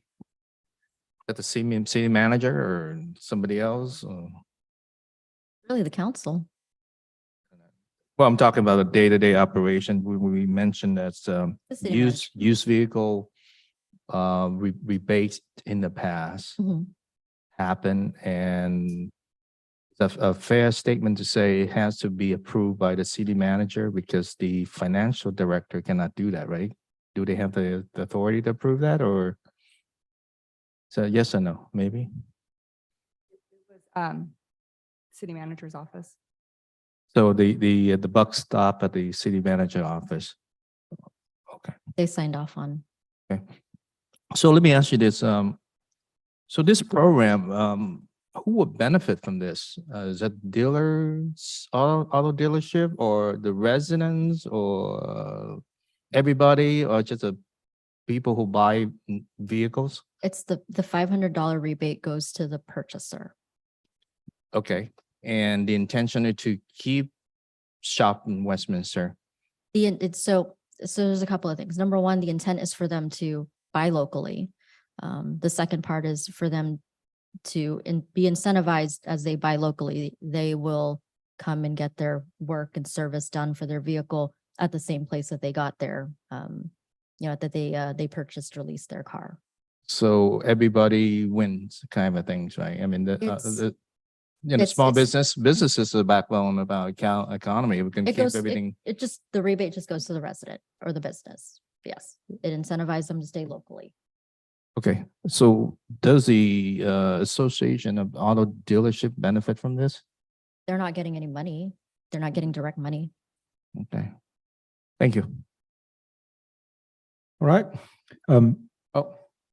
Thank you, Mayor. So just to be clear on the answer that Councilmember Doe asked, and then your answer was, so when this happened, back whenever this happened, the city manager at the time had to be the one to sign off and direct the financial department to accept used cars for rebate, knowing that it wasn't part of the agreement. No, we were told it applied to both. What does that mean? Well, It's just applied to we were both is what? Processing it, Sorry, what was that? process that used and new vehicles. Yeah, when when It was finance, order. when finance sends the form off to the department head for them to approve off of it, because it came out of Economic Development Fund, which was at that point loosely controlled by the city manager's office, they signed off on it. So that's my concern there is that, well, this is off to a different topic because it's a concern because of past practices in the city, that we need to have somebody to stand up and say, this is not per the agreement, this is not right. You need to go back to council, you need to do this. And that's not, obviously that's not what happened. And again, here we are back to one of those things that's been putting a black mark on our city, that those types of instances with things happen, they shouldn't be happening. So Can we say something? May I ask one more questions? So I look at the report, so 597 used vehicle got rebated in the past, is that correct? So I think page 5. 597? Mhm. So it's about $300,000 was. Okay. Well, thank you. I'm sure we have solid leadership in City Hall right now. I'm sure it won't happen again. Thank Well, you. let me mention one thing too, and that is that when this was done last time, and I pointed this out, I said that if we're going to do this, we have to comply with Government Code 53083, which we're required and is what we're doing. We created this report. It will go on the website. It details, and then exactly what's happening, how long the program will last, and it requires that we come back again and tell to the community and put it on the website what the benefits of this program are. And also, we've got an agreement now with each of the dealers, which will spell out what it covers and what it doesn't cover. So what we're doing here is we're giving more public disclosure, and we're also having something better in writing that's going to say what the terms are. So I think it's a little more crystal clear with what we're doing here now, as opposed to what the original program was. Right. Yeah, what I want to add to that is, okay, so we are here with 4.2, wanting to look and see if this program is going to get restarted. It's a new program. So I think we're learning from the previous program, which ended in this past May, that the process, there was something wrong with the process. So if we were to move forward and if we were restart, then we definitely need to come back and talk in detail about the process, and so that it doesn't happen again. But since we're speaking on the topic, I would say definitely there's got to be a check and balance system. So I really think I've over the years, even when I was not on the council and I was just, just a resident, I know there were, and then I found out later after being on the council that there were some shady things done by the economic development folks at the time, maybe the director at the time. I won't mention any names, but and then there's something that we see done by who knows who regarding this, but we know, we kind of know that somebody signed off, but there's no check and balance. And then we got to figure out how to make sure we hold someone's feet to the fire, figure out the consequences. So, and I think one of the people I would definitely want to hold responsible. I don't know when the time comes, but since you guys all speak on this topic, I'll just off the top of my mind would be the director of finance. That would be you. So I'm thinking, well, whoever signs off, I mean, wouldn't you look at it? Wouldn't you, that's something that maybe in the future, I mean, I'm not putting the blame on you, what happened, but definitely, as I'm speaking on the subject, I figure, but, the process, the process, the people, those are the two we're going to look at and scrutinize. But today, we don't even know if we're going to continue with, or restart this program. So that's why we could bring it back and talk about it and,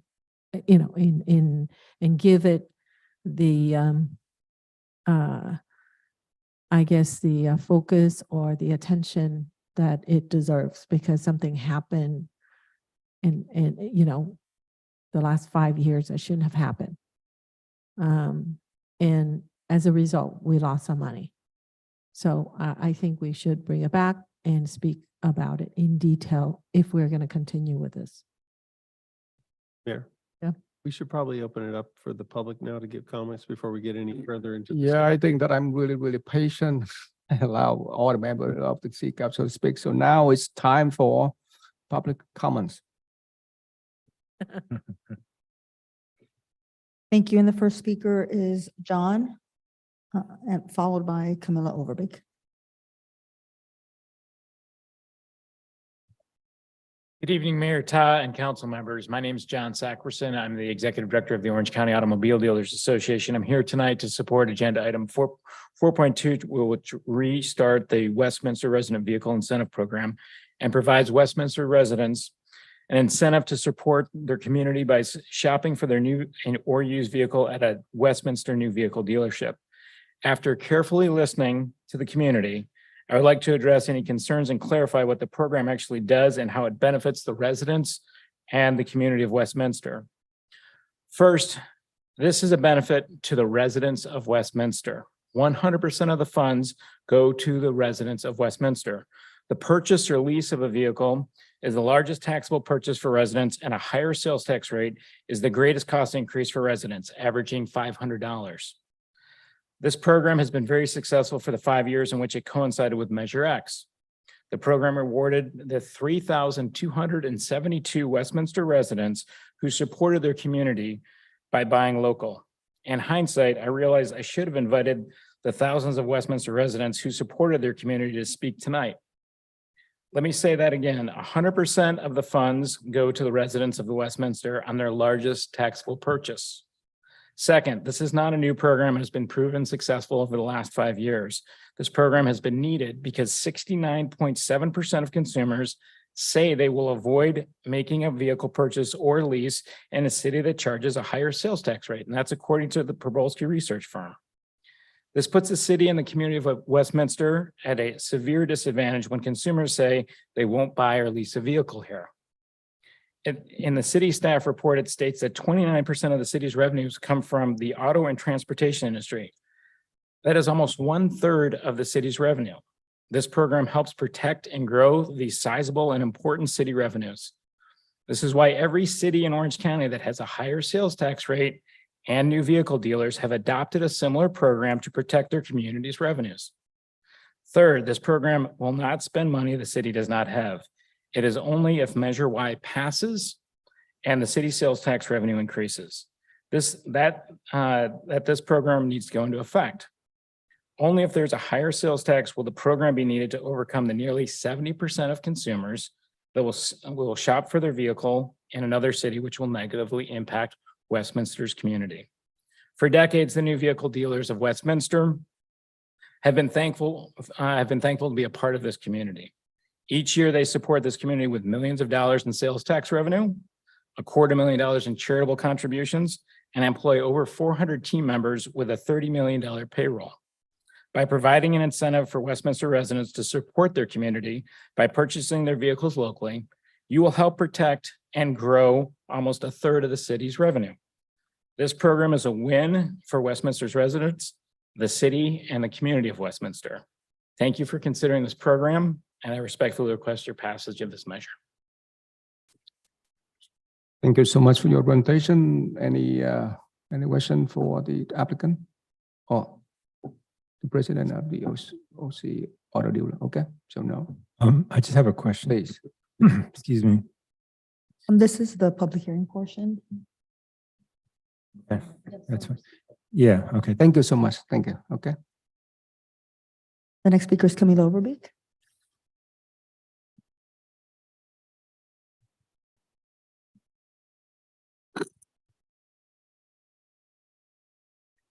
Good evening, Mayor and City Council. Good to see that ethics are at work here tonight, Ty. This item, the Vehicle Incentive Program, in my opinion, should be moved to a later date and brought back with a more complete background and accounting of the previous funds distributed. This item was first brought on April 26, 2017 under an umbrella economic development plan. Subsequently, it was brought back again on May 10th, 2017, where the rebate amount went from $350 to $500 with no actual reason given. And it passed. The criteria for the rebate was you must be a resident of Westminster. You could only receive one rebate per household per year, and the vehicle must be registered here in Westminster, and it was to be new. And in order for the dealership to collect the money, they were to provide the city with proof of the aforementioned. Let's focus on from when the dealership signed their agreements through the end of fiscal year 2017. Lexus of Westminster signed their agreement on May 12th, 2017, 49 days before the end of the fiscal year. In that time, they submitted for $8,000 worth of rebates, which equates to 16 new cars, supposedly new cars. On May 15th, Elmore Toyota signed their agreement just 46 days before the end of the fiscal year. And that time, they put in for $19,500 worth of rebates. That's 39 cars in 46 days. Honda World signed their agreement on May 19th. They put in for $18,000. That's 36 cars in 42 days. I was born at night, but it wasn't last night. It's clear to see that from the very beginning, taxpayers were being defrauded. On September 28th, 2022, the city manager informed the public that dealerships apparently were submitting for used cars as well as new cars, and city staff was just paying them out. Essentially, it was said in an open forum that between the dealerships and staff, Westminster residents were robbed. A city that's struggling to stay afloat, a city that's on the brink of bankruptcy, allowed themselves to be taken advantage of. Look at your own chart provided in the staff report. It seems Infinity was the only dealership not to steal from the residents of Westminster. Now you've brought this item again, and you're trying to expand it to new cars, used cars, leased cars, businesses, residents. Feels like this is an episode of Oprah's Christmas giveaway. The new proposed incentive program screams that this is what the dealerships were already submitting and the city was paying. As a taxpayer, as a resident, I adamantly oppose this vehicle rebate incentive program, and I wholeheartedly believe that a full and complete accounting and documentation should be provided in a staff report and presented to the public. You took our money. And if the city can't provide that, then you should stand before the residents of Westminster and say it with your whole chest that you can't. It's clear that the dealerships were acting in bad faith. The residents of Westminster deserve better. Over the last 5 years, the city paid out over $1.6 million. That's $320,000 per year. Money that could have been spent on ventures where all residents benefited. But instead, we pandered to big car dealers at the behest of a few. I urge the council to ask staff to bring back a full accounting and proof that was provided from those dealerships about the money paid out. Residents need to have faith that contracts and agreements are being adhered to and not just a concept fed to them. And if there's any representatives here in the chambers tonight from Elmore or Honda, Lexus, shame on you. Westminster residents are not your piggy bank.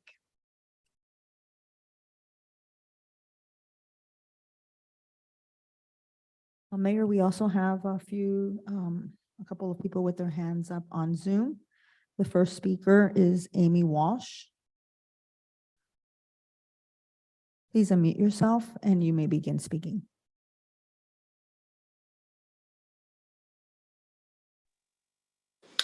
Hi.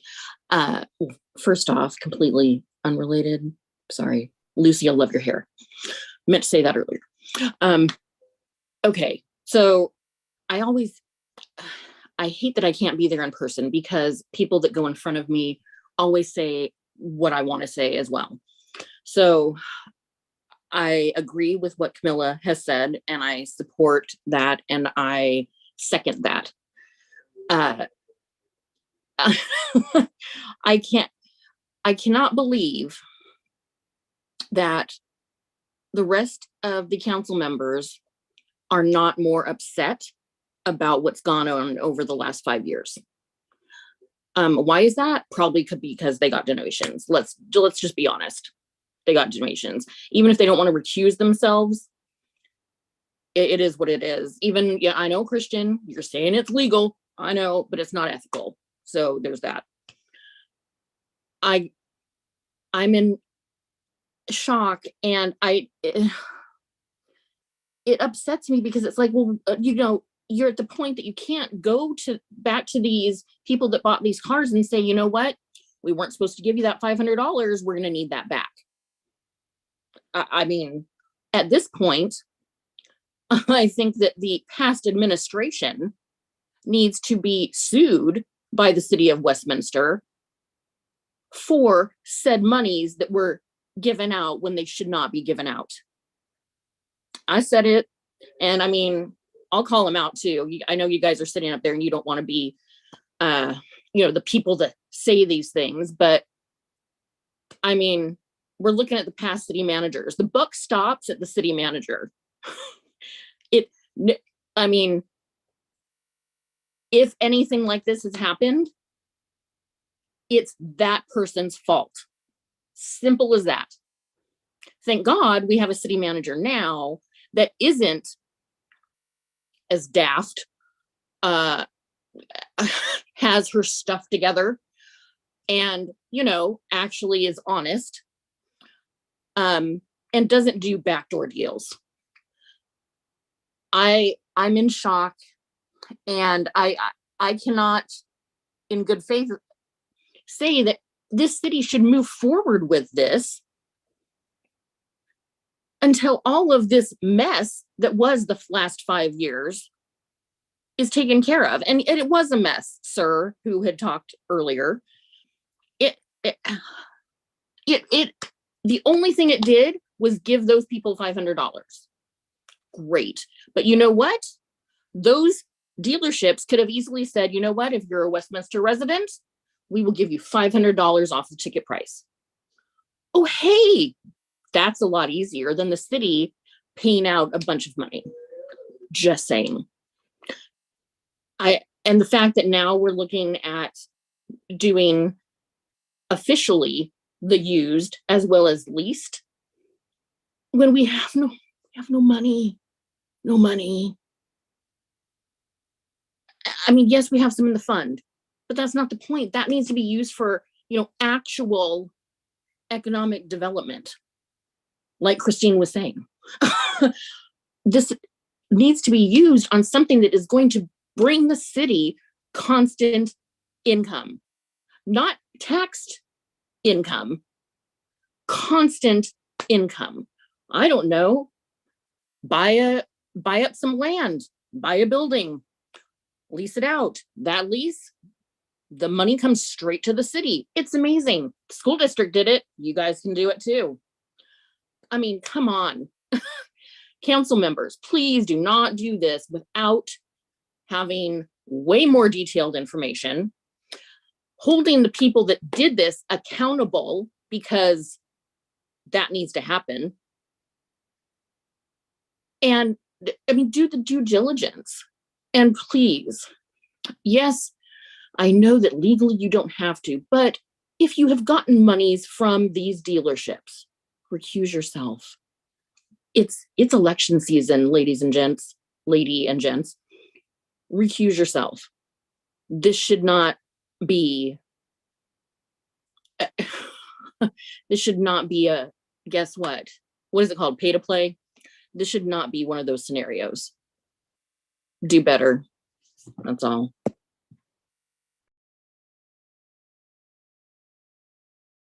The next speaker is Roger Mindrum. Please unmute yourself and begin speaking. Good evening. This is Roger Mindrum. Can you hear me? Yes, go ahead. Alrighty. Roger Mindrum, resident of Westminster. Just like to say that actually You know, I know I've heard Councilman Taido speak of his, what woke him up and got him involved in wanting to run for city council. I believe Kimberly Ho has spoken of it also. This subject back in 2017, back in those one or two meetings, was it May of 2017? That's actually what got me involved in attending meetings and paying attention of what's going on in the city council. So for the last 5 years, this was actually the genesis of me getting involved, because this was so bad, because this was such a bad idea back then. So I am 100% opposed to this so-called incentive program. I was in 2017, and I am vehemently opposed to it now.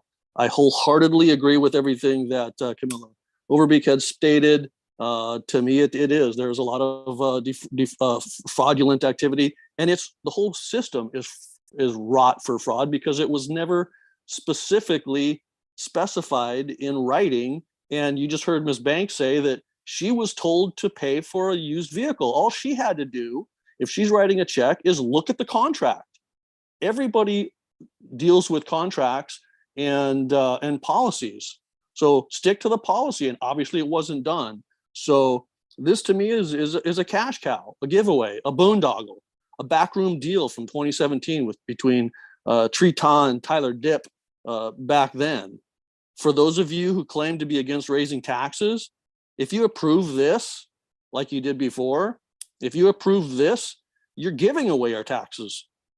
It's worse than raising taxes, because we've already worked hard for those to earn those tax dollars, and you're going to be giving it away. And believe me, I know the auto industry.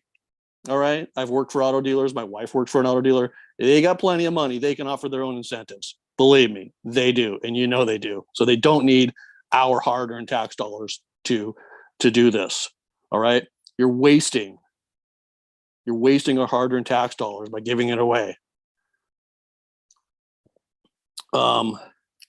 This was obviously mismanaged prior by Eddie Manfro, and then also mismanaged by Sherry Johnson. You know it was. It's been admitted it was.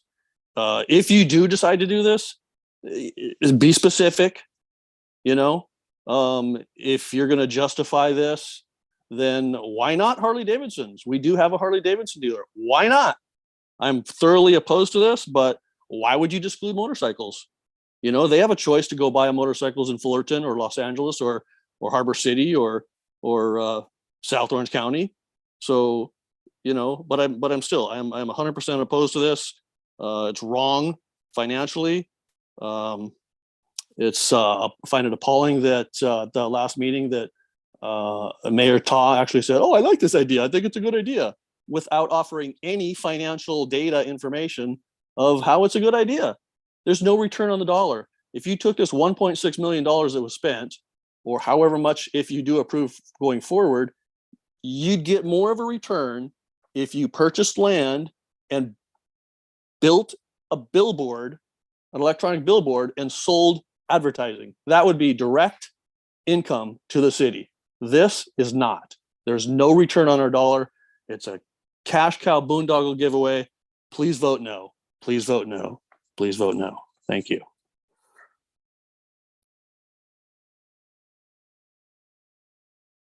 Mayor, no one else is raising their hand. At this time, that concludes the public hearing.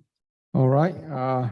Thank you so much. So with that, I close a public hearing, and now it's a time for Mayor and council member discussion. First, I want to thank our member from the community. Share your concerns about this program. And actually, I think that based on my experience, we had this program for the last 5 years, and this is really beneficial to the community, because all the money at the end of the day go back to the resident. And for years, member of the city council, we encourage that the resident we need to shop locally. And I think that this is kind of, really good program. And our city is not only city being having this program, but if you look at the neighboring cities, we have Garden Grove, we have Santa Ana, we have Fullerton, and other city as well. So this is not a new program. So I kind of really surprised, you know. I understand there are a few concerns from the resident. I understand, but if you look at, you know, that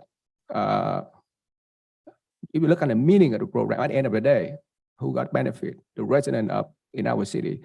I think this program will continue encouraging the resident buying more vehicle at the local dealership. So I think that this is a win-win. This is a win-win program.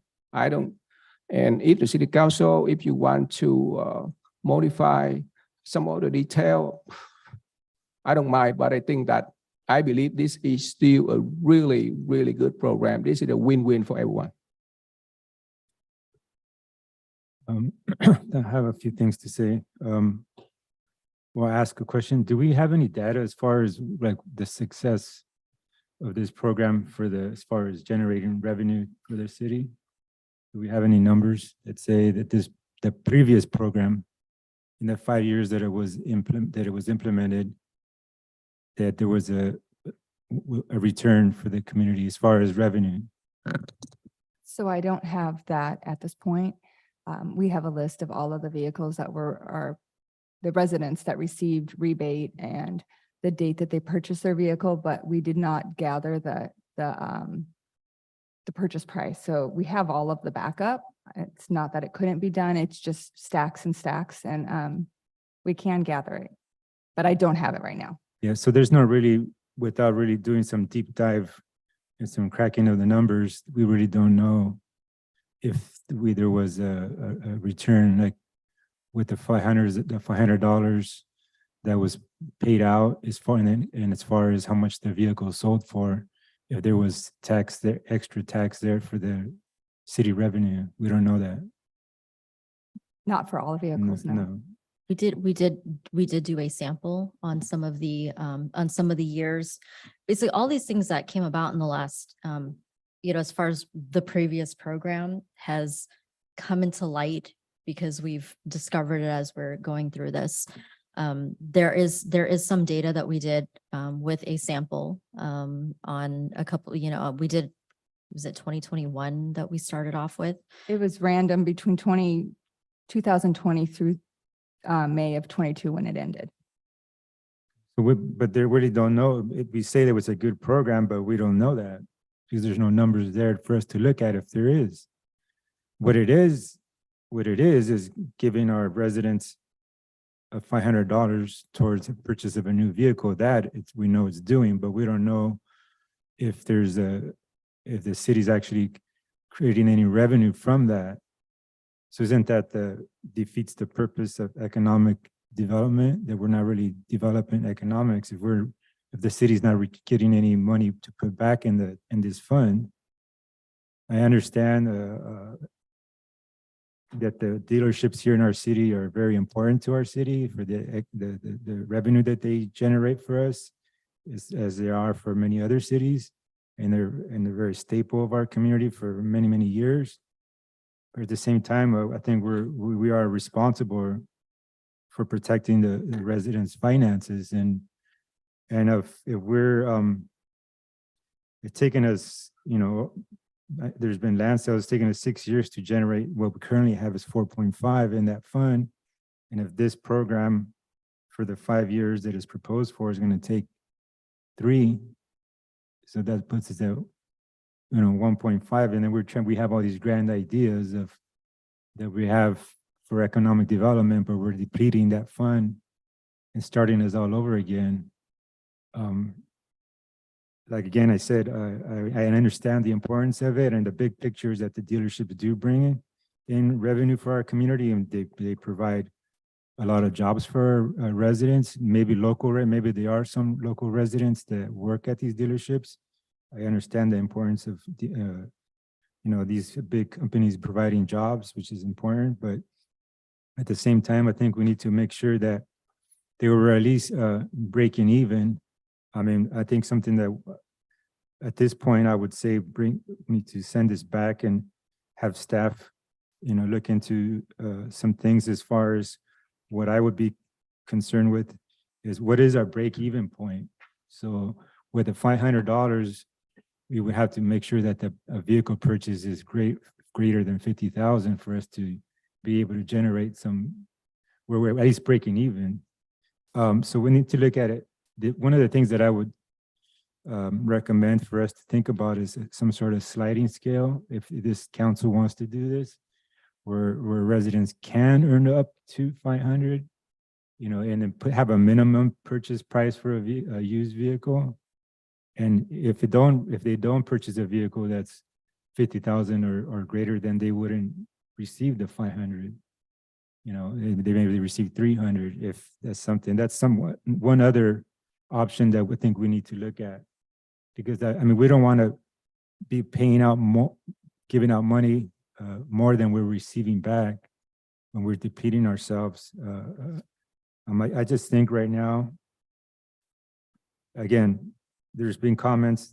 Mayor said that it's a good successful project, but we don't know that because we don't have the numbers to look at it. So we can't really say that.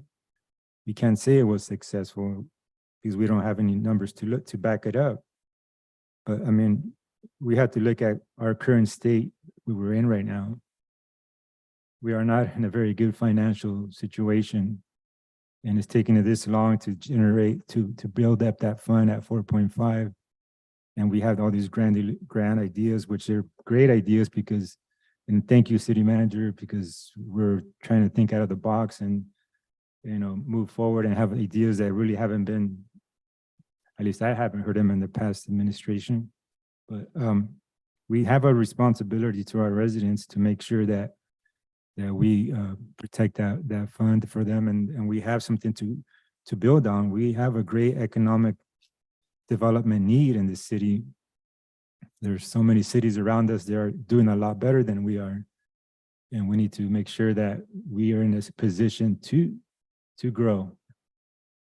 And I just don't want, even though it may help residents to purchase a vehicle here in our city, but is it really, in the bigger picture, is it really going to help our community to deplete that fund by the 3 million? Are we going to get that back somehow? Those are really concerns that we need to think about. Right now, I'm not saying no, but currently at this time, I think that we're not in a good position to get into this, or maybe we can bring this back at a later time. I understand the time frame as far as what Mr. Jerickson said, and your staff report as far as it wouldn't go into effect until after April if it were to start. Just have some really concerns that we need to think about. Just can't jump into this blindly. Yes, I understand the concerns from the vice mayor. However, I have another concern. If the city council, we didn't approve this program, I'm kind of really concerned that the residents in our city, they will shop in other neighboring city. And at the end of the day, I think that we lost revenue because, this is the program that we encouraging the resident shop locally. So that is my concerns because I look at the staff report. Other neighboring city, they have the same program, 500, like Garden Grove, Santa Ana, Fullerton. So I mean that if the resident in our city, they realize that they don't have this program anymore. So what is the need for them to shop locally? Yeah, I get it. But again, we don't have any, is there any numbers that we can help council to really have some numbers to look at, say this is a successful program? We don't, it's going to take some time to generate that data, correct? It's a slow process. It is literally page by page. I pulled a sampling and I was just a few, and it's literally page by page of files and boxes and boxes, drawers and drawers, basically a file cabinet full of pages. So it will take some time. We do have it. We have all of the data that was submitted, and it was submitted as requested with the backup, with the sales invoice and all of that. It just will take some staff time to pull it. I mean, The way it was presented before, it wasn't logged in a way that provided for easy analytics is what we're currently looking for right now. But just as part of, part of a sampling, we were looking at, one particular dealership, for example, where it was, 50, we retained, 48% out of the rebate, so the rebate was 52% of that total amount. We got 48% back. That's a sampling of one particular dealership for 1 year. For another dealership, and it ended up being 72% and 28 that we retained. In looking at, I will say we can certainly get all this. It is true what she says. It is literally document to document. It would be all, all those documents that Imagine. for all those years.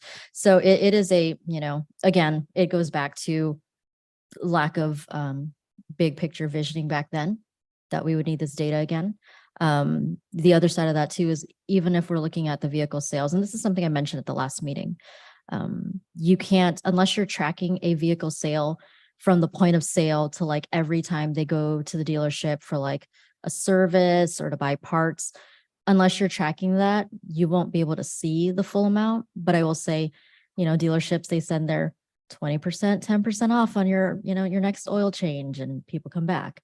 So it's really hard to track that on our end, unfortunately, because we don't, once the rebate is out, the purchase is done, or in this case, the lease would be done. That's the last time we would see it, but we don't really know how much of it is accounted for that one transaction, that one purchase all the way through. But like I said, the dealers do account for a lot of the revenue that's in our city. Yeah, for sure. And how did you come about adding the thought process, adding businesses to this new proposal? Because before it wasn't, it was just residents only. So it was just part of, there was another city that did businesses as well. So we just added it in there. Council can decide not to include it if you wanted to, but we do have a lot of businesses in the city that are small businesses. There are very many of those. So you can, that was just businesses. So it was just, so previously it was residents. So if you were a resident that registered your vehicle to your address for Westminster through the DMV, that's where the rebate would come in. In this case, if you were a registered business in the city that's paying an active business license that you have to prove, you would also be eligible for that rebate. And have you thought about what does this do to a smaller, I know we have here in the city, we have a smaller dealers, mom and pop dealerships. How does that come into play? Does that put them at a disadvantage? At a disadvantaged. So we have a used dealership that is more along the lines of the performance of our actual dealerships, but a lot of the other ones that we have are our franchise auto dealers rather. But a lot of our used vehicle dealerships are these small hole in the wall mom and pop shops that aren't essentially generating as much in which this would be an impact. It's hard. It's very hard to divulge what their performance is without giving out their tax info, which I'm not allowed to give their tax info. So, there is some kind of, if someone's going to go buy a used vehicle at a used dealership, a lot of those are just for the sale, and there's no service lot to them. There's no other additional, it's just the sale. Go ahead. Yeah, I heard it loud and clear from the residents, from our resident that you don't want this program. But personally, I think that this program is advantageous to the city of Westminster, to resident of the community. The reason I said that is because, we want the people from the city of Westminster shop in the city of Westminster. And, like the mayor said, the money is eventually go back to the people of the city of Westminster. Plus that the city manager just mentioned about it, that when they purchase a car from the dealership here in Westminster, they most likely will go back and do the services there. So, you know, we want to keep that business inside in our city. We don't want to have the business ship outside and you know, and we are here responsible for the city of Westminster. We want to make sure that we are taking care of the people and taking care of the business here in the city of Westminster. So with that, I think this is a good program, and I move to approve to have this program. So we don't want to think about some of the safeguards that we spoke about. I mean, what's our break-even point? If you have any safeguard that you want to suggest, then Yeah, I mean, I think we should bring this back. I motion to bring this back. I To- second that motion. Bring this back and have our look into a few, bring back with a few numbers as far as, you know, sliding scale, look into a sliding scale. What's our break point? Are we going to be giving out more than we're receiving? So I would think that's your substitute motion, right? Was there a second? There was a second. Can I put my 5 cents in before we vote? Go ahead. I think so. Well, thank you. I appreciate that. Let me ask you this. I don't know who can answer this question. So, okay, what is the dealerships in the city of Westminster? What is their stance on Measure Y? Are they supporting the Measure Y? Are they not supporting Measure Y? I don't know if I think the city attorney will answer that. I think that we shouldn't ask that kind of Yeah, we don't, question. we don't want to tie this to the, Okay, all right. So, this has its own independent reasons for doing it. Has nothing to do with the tax. so this item is basically in contingent that if Measure Y pass. Is that correct? Again, I don't think that's a good basis. I think you need to evaluate whether or not this is a good program or not on its merits. I would not tie it to the tax. I thought I heard somebody say that It's contingent on funding availability. funding availability. Okay. Okay, so if they, I should also say that under its terms, the city has the ability to terminate it if it chooses. So a subsequent council may decide it's not appropriate or reduce it or do something. so legally, we cannot mention any,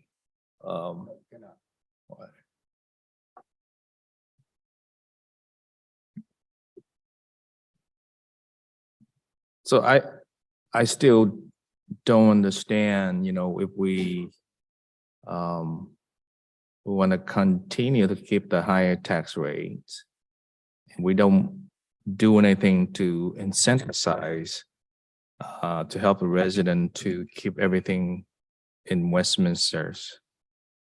It doesn't make any sense to me. So, I mean, you know, obviously, I'm not sure of the past practice, the past administration of this city, how they allows the used car rebate.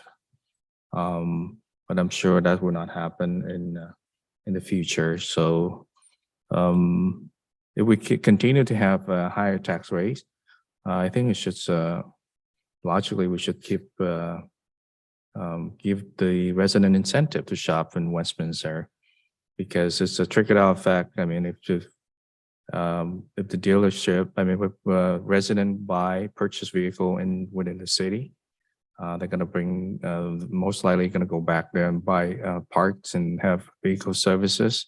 It's a trickle-down effect. The money will stay into the city of Westminster instead of someplace else. Especially, you know, we continue with a higher tax rate. So it's benefit to residents. Thank you. All right, I think we have the motion on the floor, made by Councilmember Nguyen, and I second that motion. Well, I'm sorry. Go ahead, before I Did say not something understand else. what Councilmember, out of respect, very respectfully asking you to restate what you just said. Are you for, against? You know, I don't see the reason why we if we continue to have higher tax rates, sales tax rate in the city, and we cannot offer the incentive to have the resident purchase vehicle from a dealership within our city. But we need to make sure that we have to follow the agreement. I had a problem with the used car sales, and we must have a cap. I don't know, $25,000 limit in order to qualify for 1% tax rebate. I mean that it would only apply to cars that are $25,000 or more? Yes, that was Yes, well, thank you. that's what I had mentioned earlier, that we need to we need to bring this back with some safeguards to protect the residents' finances. As far as right now, we currently have 4.5 million in this fund, and it's taken us 6 years to do it, to get it there. And this program would deplete it by 3 million. So how is that responsible on our end to say, and it doesn't matter, there's no minimum price. You can go in and buy a vehicle, a used vehicle for 15, 20,000, and you're gonna get a $500 rebate. So we're gonna give out more than we're receiving. So I would like to make a modified motion to the regional motion. I'd like to go ahead and modify that. First of all, let me say this. If I'm not mistaken, I believe that the city manager said that the average for the used car is $30,000 earlier. Did you say that? Yeah, okay. Okay, so If not, then, I think that the $25,000 used car, I think is reasonable. So I modified to include that in my motion. I second that. Okay. Well, I'm gonna make a substitute motion to have staff, we just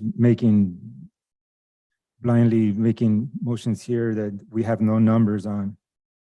We need to have staff responsibly bring this back so we can look at this more clearly. So my motion is to have staff bring it back with the modification that Councilmember Nguyen just made. It's 25,000 for you, and also to look into, give council options as what a sliding scale would look like. I mean, if there's 25, I mean, you can earn up to 500 if you purchase a vehicle. That's what an incentive is. If you purchase a vehicle that's 50,000 or greater, you can earn up to 500. And if it's, and have a minimum of 25,000 on there. And also look into whether there's a benefit for, to include businesses in there. What can you give us some numbers? How can we make a decision with not even any data to back it up? How would it look like for businesses to be included in this program? And also, I think we should, I mean, to me is, we have grand ideas for economic development, but for us to deplete that fund by 3 million, to me, that's a big number there. So my motion is to have staff bring this back with those modifications and give us some hard numbers to look at as far as. So that's my motion. Is there a second to I'd that? like to speak. Is there a second to that motion? I'd like to speak.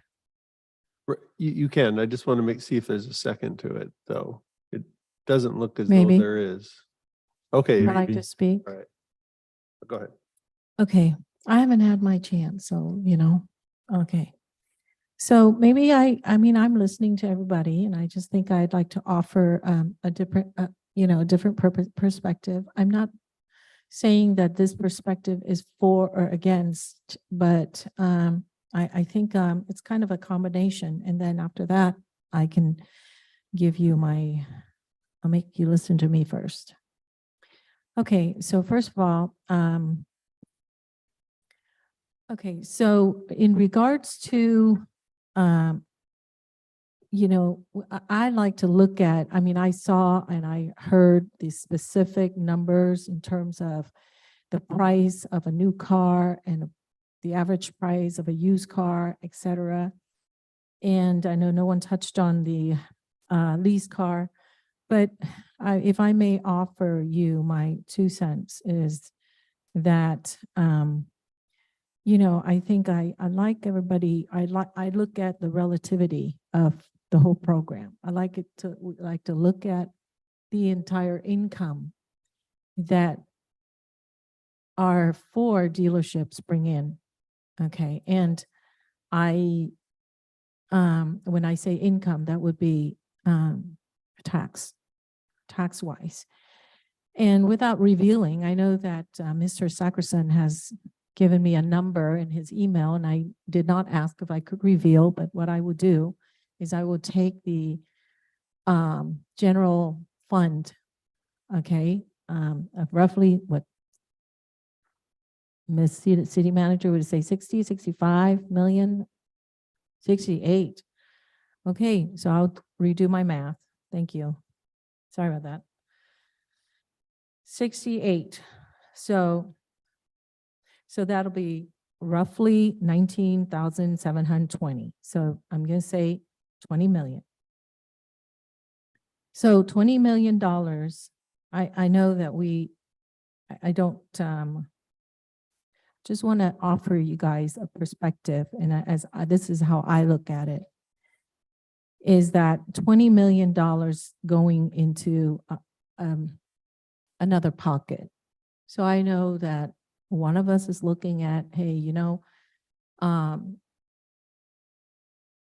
vice mayor saying, okay, how can we take out money, $3 million from our economic development fund, where we only have about 4.5 million or so. Okay, really, this money, 20 million, is actually going, if you can just picture it, going into a left pocket. And then we're taking money from the right pocket to pay to incentivize. And whether I buy the fact that it incentivizes or not, I could say that sometimes you look at it from a perspective of, because, you know, it's really hard to quantify what it is that we brought in, and which dollar came directly from the $500 that we used to incentivize. And incentives are usually, and I do believe,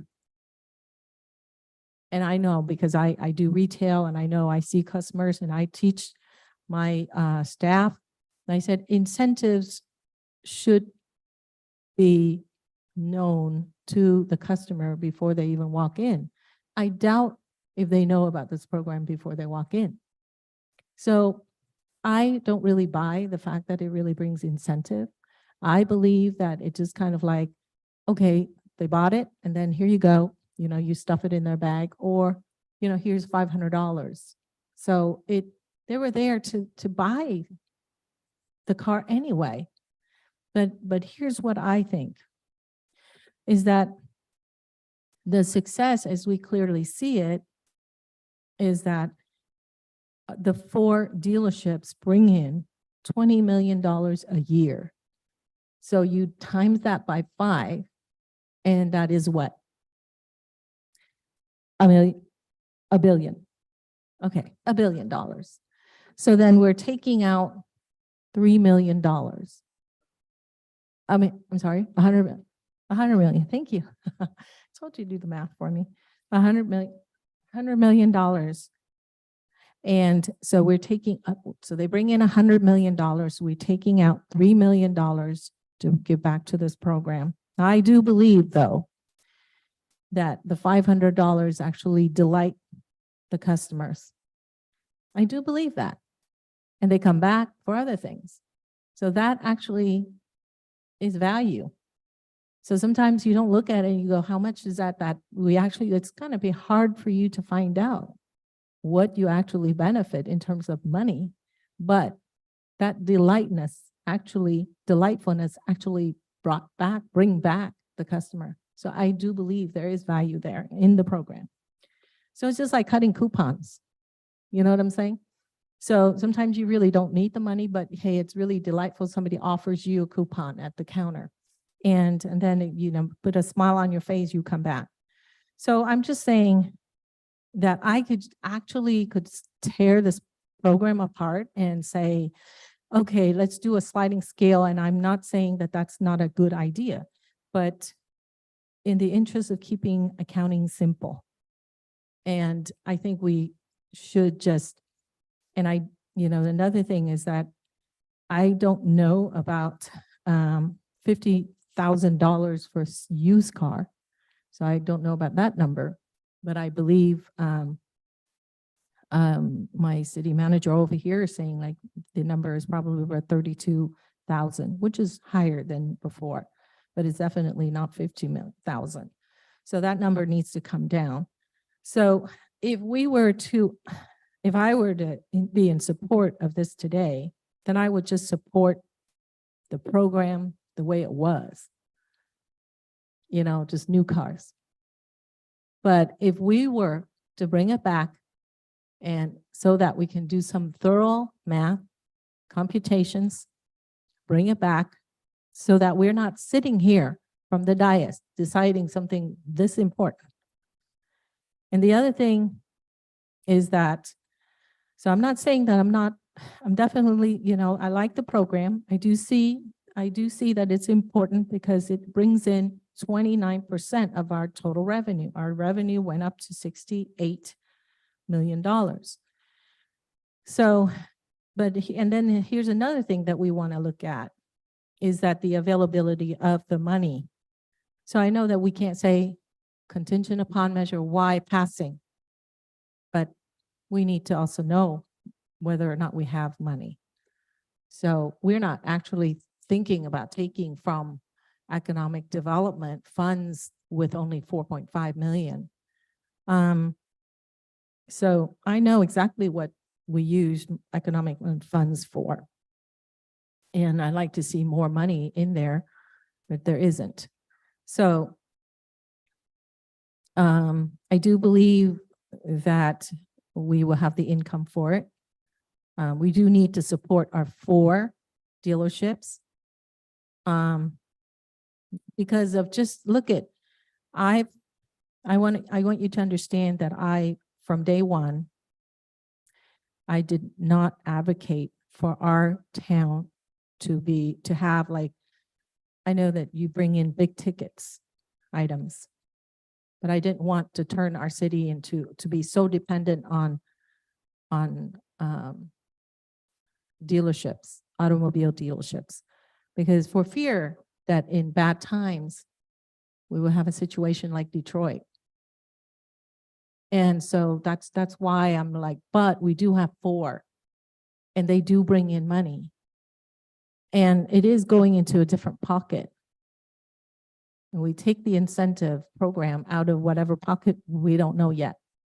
But that's why we need to bring this back to make sure the wording is correct. We need to make sure we look at and be sure what we're asking for. I don't want a random number of 25,000, and then I don't want the sliding scale because I want to keep it simple for accounting. So with that said, I second Vice Mayor's proposal. Before we vote, let me put in some, just remember that city attorney said that we can always cancel this program or we can, always modify it later at a later time. The thing is that we already have this program, several years ago, and we also have, several cities already have this program implemented, and it's been going. I think that we should move on, and then, if there is a change, if there is a financial problem, then we can, we can always pull back. I just want to remind you that. Yeah, thank you for that. I just want to say a couple more things. I think the other thing I think we as council are not taking into account is the perception is our community knows the dire straits that we're in financially, and currently with this coming to us and saying that we're going to give out money the community knows that we're in dire straits is not a good perception out there that that we're putting out there. There is a lot to think about and like I said before, the dealerships are a very important part of our community as far as the jobs and the revenue they produce. They also think that we need to educate the community as far as the benefits of it. I mean, and also the major part of the residents or everywhere don't realize that, the sales tax goes to where they registered, where they live, not where you purchased it. So there's a lot of things that we need to make sure that the community is aware of. If this is a good program, then we need to show that it is. We right now, as you heard our financial director, there is nothing to show that it is. All it's showing is that we're giving money out that we don't have, with the hopes that they're going to incentivize them to shop here, but we also need to make sure that that the community sees that it is a benefit in a bigger picture to our city.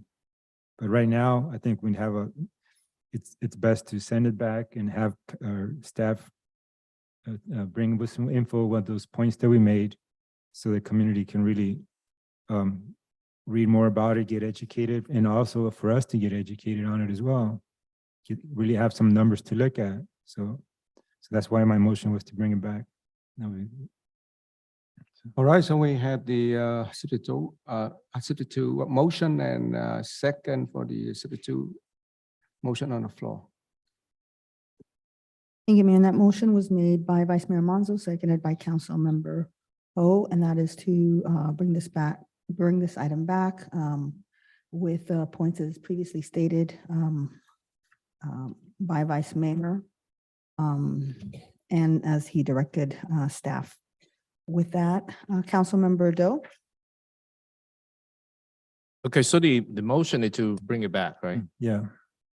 Yeah, let me clarify. It was a motion to look into it and bring it back, show benefits, to look into a sliding scale as a possibility. Are there benefits of including businesses in it?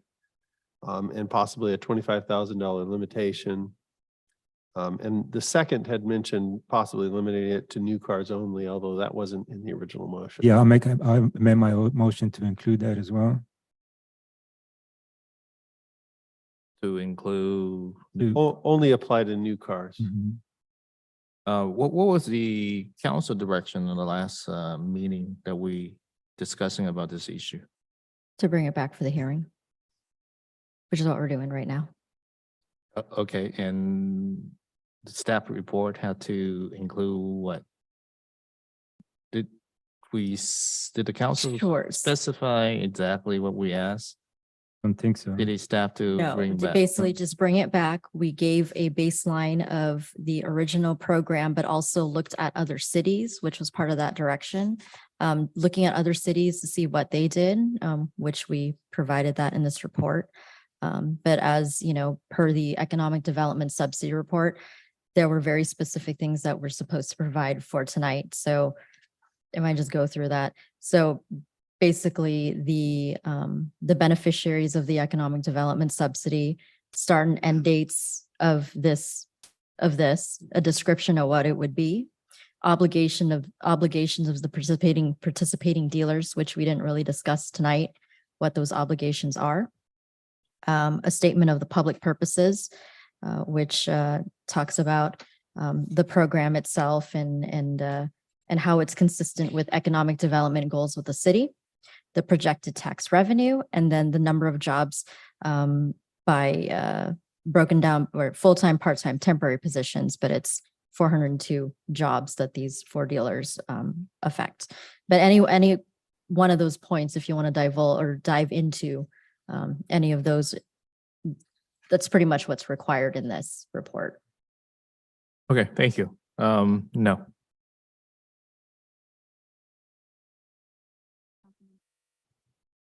Councilmember Ho, Yes. Councilmember Nguyen, No. Vice Mayor Manzo, Yes. Mayor Ta. No. Motion fails. All right. The substitute motion failed, and now we go back to the original motion. Can we restate that motion? Because I seem to recall, did you add a $25,000 limitation on that? For the old car, right? For the So- used car, okay. My recollection then would be to approve as recommended, but add a $25,000 limitation. Right. Oh, for used cars only, not new cars. Yes. Okay, and the second agrees to that? Yes. Yes. Okay. And lease vehicle included? Yes. But when they resell the vehicle, the lease vehicle, it doesn't apply, is that correct? Think so, yeah. So that's a very specific technical question. I'd rather have someone, our specialist from the dealership explain how that works. All right. Yes, John. Why don't you reopen the public hearing just to allow this comment, All right, open up. additional information here? All right, additional information, yes. And the question was, what happens when the lease is returned? The city would then again receive sales tax from that. And if it was over, we don't like thresholds, but if it was above the threshold, it would apply because it's a used vehicle. The reason for a specific set amount of the incentive is it's very easy to convey to consumers. And some people have been concerned whether or not the consumers understand the incentive. And if it's simple, it's $500 for a purchase, a lease on new or used. It makes it very simple for the consumers to understand. And that's why it should apply to all vehicles. Does that answer the question or is that it? Well, the part of the question, the question was for how does it work with the lease vehicles as far as the rebate? Rebate is applied at $500 for the lease. Now, there's a sales tax collected at the time of the lease transaction, and that would cover any of the down payment costs. But then the city also receives on a monthly basis for every vehicle that's been leased, and the typical term is 3 years. So you really have 3 years worth of leases that are paying each month. And I would imagine you receive that from the state each quarter. But the sales tax revenue generated from that is somewhere between, on an annual basis, somewhere probably around $3 to $5 million. The dealership sales generate $22 million in sales tax just in the city of Westminster. So the lease payment generate tax. Is that correct? Okay, so that the vehicle returned to the dealer and it gets sold again, then it still qualifies for the new buyer will qualify for the rebate if it meet the criteria, the price limit. Is that correct? Correct. And the revenue that's generated to the city on the average new vehicle sale is roughly $1,000 that goes directly to the city. That's not the total sales tax. That's the amount that goes to the city. So this is your Transaction tax and that's just the sales tax that goes to the city on these purchases. So, you talk about, making yourself whole on this. If the consumer goes someplace else outside of Westminster, the city's directly impacted, is absolutely directly impacted without an incentive to keep them here. 70% of the people say they're going to go to a city that does not have a higher sales tax rate. That should be concerning to everybody because that's, you're talking about almost a third of your revenue.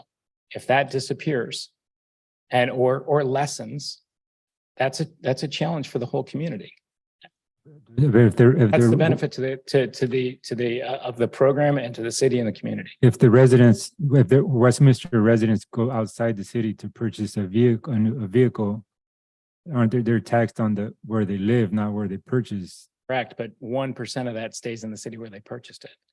You're getting 2% if they buy it here.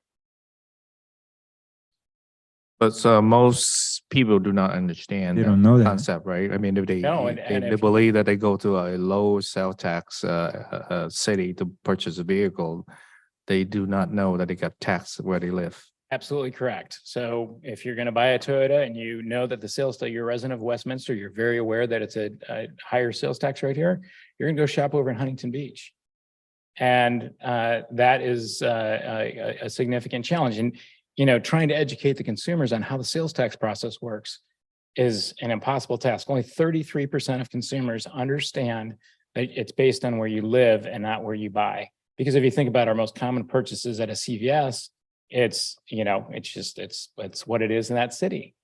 Most people don't know on a vehicle purchase that it's based on where you live and based on where the vehicle's registered. And that's the big challenge here, is you've got 70% of the people that say that they're going to shop someplace else because they don't understand. And if you look at the correlation of those numbers, right, and it's 69.7%, 33% of people don't understand that it's based on where you live and not where you buy. So you can see a correlation there, 70-30, because people don't understand it's not where you buy it, it's where you live. And I don't know what kind of advertising message we could come out with that would overcome that and how we would get that out to every Westminster resident so they would understand that. So, and not just the Westminster residents, you're also putting the dealers at a disadvantage with every consumer in Orange County that's shopping for a car, because they're saying, wow, because it's going to be in the headlines, the sales tax is raised. How people are going to say, well, I'm not going to shop there. I'm going to pay more. And on the average transaction, that's $500. $500, people will walk away from a deal very quickly for $500. This is a very competitive market. The internet has changed our industry immensely. People can shop for a car very easily in any city. They don't have to go travel to the city. They just have to type out an email. And so this program is very important to retain the sales tax dollars that are here.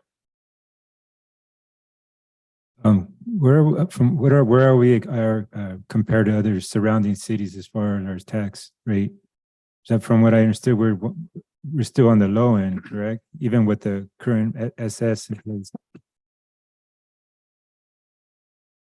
Several of the surrounding cities had similar rates to us. I don't remember off the top of my head how many of them were, but I did do that comparison when we did brought the. I remember we were towards the lower end. And if I can share, all of those cities that have dealerships within them have passed these programs because they want to protect that revenue, because it's a sizable amount in every city. And they want to protect that revenue, and they, you know, you can't give a rebate out to non-residents. So who can you give it to? You can give the people that are going to be asked to pay $16 million each year higher in sales tax on their largest taxable purchase. You're giving an incentive for them to shop locally and keep those tax dollars within the city and support the businesses and the community. I get it. Well, like I said before, my concern is to make sure that we that we're our residents are whole. I understand that there's in that funding, that sales tax comes in a different pocket, but with this economic development fund, it's the one that we're in my view, is the one we're hurting right now, and we're hurting everywhere. I'm sure you're familiar with our financial situation. Yeah, Certainly are, and that's, you know, why we're trying to work with the community to come up with solutions. Thank you.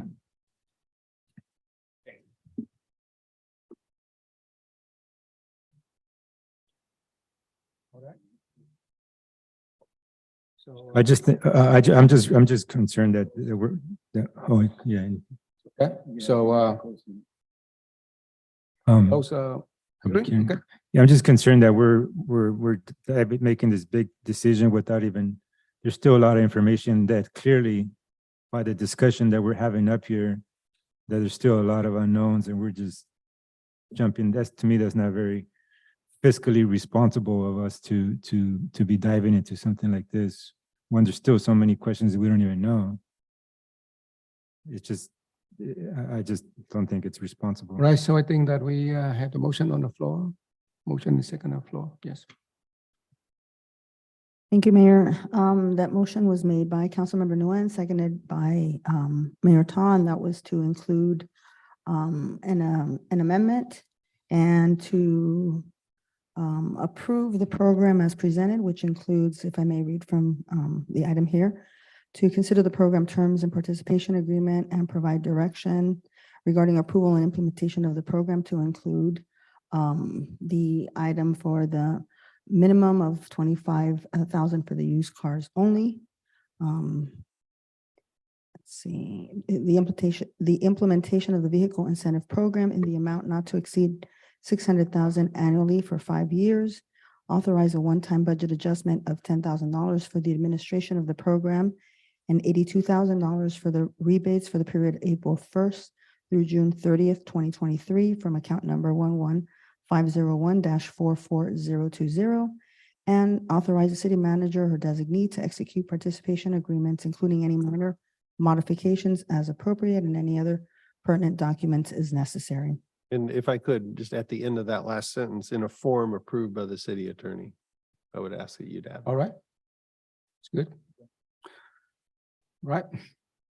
Thank you. We have duly noted. Councilmember Joe, Yes. Councilmember Ho, Does it say anywhere that can terminate within 30 days? I know it was stated earlier, but I don't see. Yes. Could I verify that? There is language in there to that effect. In the agreements that we execute with the dealerships, there's language in there that talks about termination. So Did you read that? absolutely, in number 5, section 5 for term.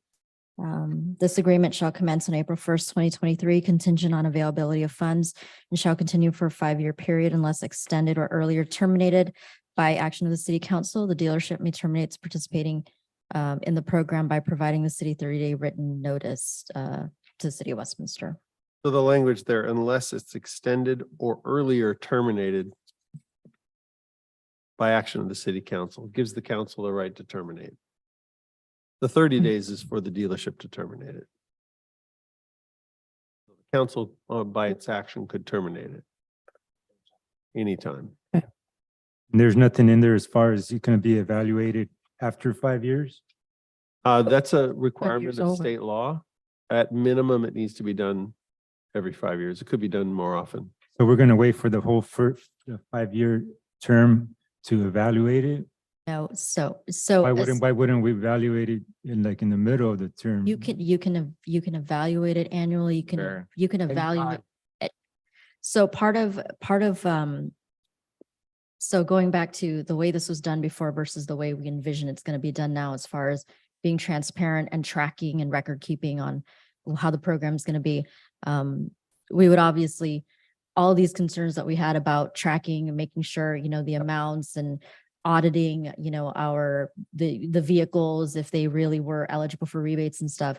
So if you look on, and I don't know if we can pull it up, but if you look on City of Santa Ana's website, or you look on Garden Grove's website, they have very clear data and metrics that get inputted. So you have like graphs on there, the number of applicants, how much that actually, in rebates is given, what the sales tax revenue is. I think they're actually looking it up to send me a lifeline here for you guys, but No, I'm just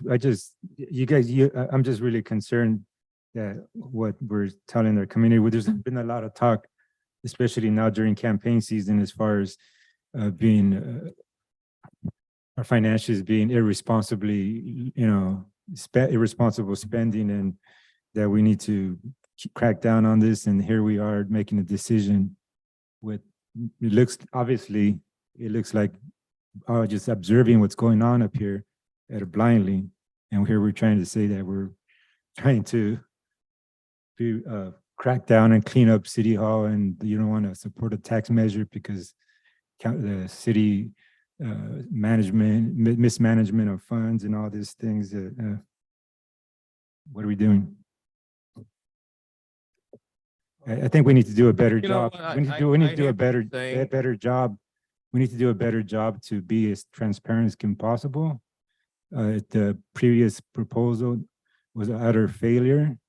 And when you look at it, it looks like we're as you can see, if you just look at what's happened, it looks like our residents have been taken advantage of, and here we're doing the same thing again. And I'm not saying, no, I'm not Mr. Jerkson, I'm not against any way, shape, or form against. I know how important our auto dealerships are to the family of Westminster and the success of this community, but I'm just trying to make sure that we are being responsible up here with the residents' finances. And that clearly looks like it's not. You know, I feel like we don't have the trust in our city manager, current city manager right now. I believe that she would do a great job to take care of business. Okay, the last leadership in City Hall for years, so we know what happened to it. So now, everything come out of the open. We understand that this, we try to keep business in the city of Westminster,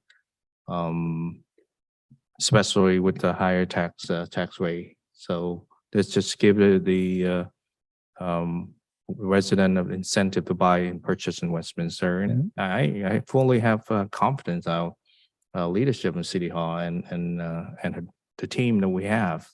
We talk about the past. Yes, there's a lot of problems. That's why we are here to fix it, and we did fix it. Yeah. So and talking about well, we don't know if we'd have money to fund this program. We don't, and the new council can squash it at any time, any council. So I don't understand. Well, you compare apple to apple, not apple to oranges. This is something that you want the resident to pay a higher tax rate to fund the city, but at the same time, you're not supporting businesses to keep people to shop in Westminster with the trickle-down effect that benefit everybody in the city. Yeah, I just want to make this clear. I'm pretty sure our city manager knows how much I support her, and I have the confidence that I have, not just in her, but all our staff, our assistant city manager, everybody. That's never been that's not my concern, because I know my confidence in her is very strong. My concern is that we need to have them bring this back so we can make a solid decision here. That's all I'm saying. All right, so believe that we have the motion and a second on the floor. Roll call vote, please.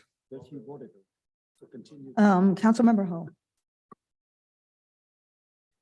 Okay. So this is the What kind of time votes for did you city council to so vote. far?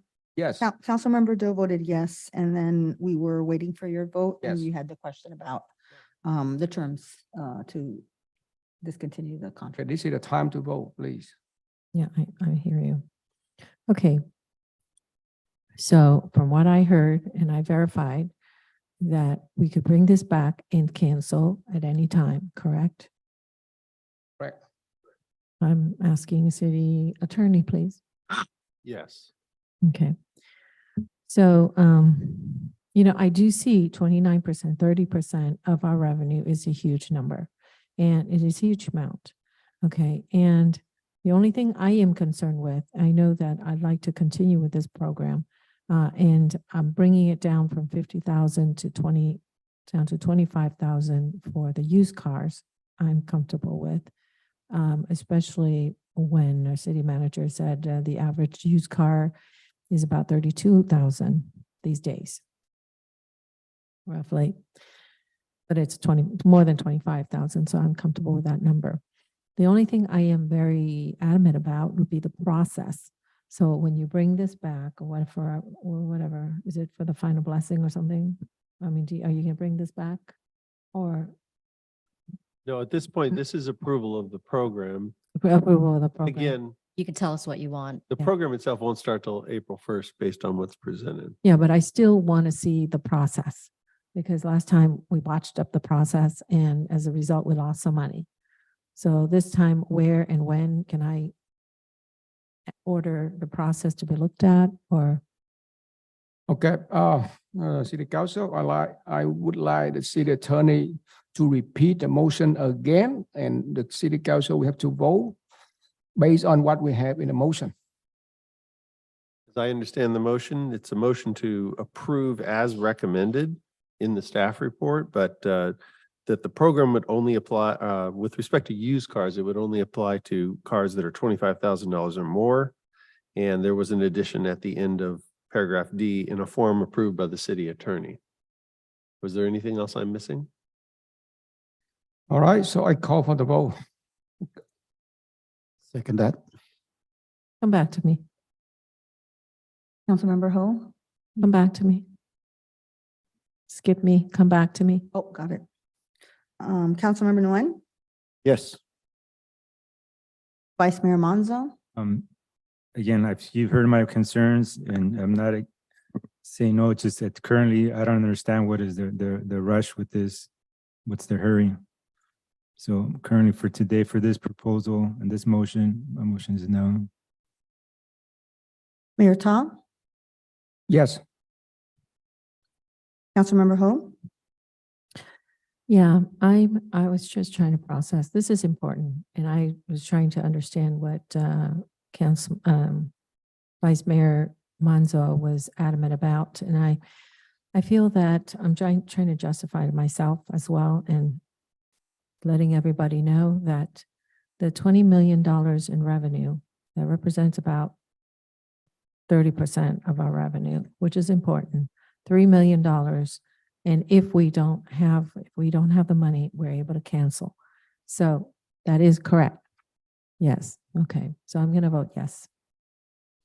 Thank you. Motion carries with Vice Mayor voting no and the other members voting yes. All right, next, regular business, 5.1, amendment number 3 to the agreement with infrastructure engineers for professional planning services and approval to add one associate planner position to the community development department. Motion to approve. Second it. Right, we have a motion and a second to approve as recommended.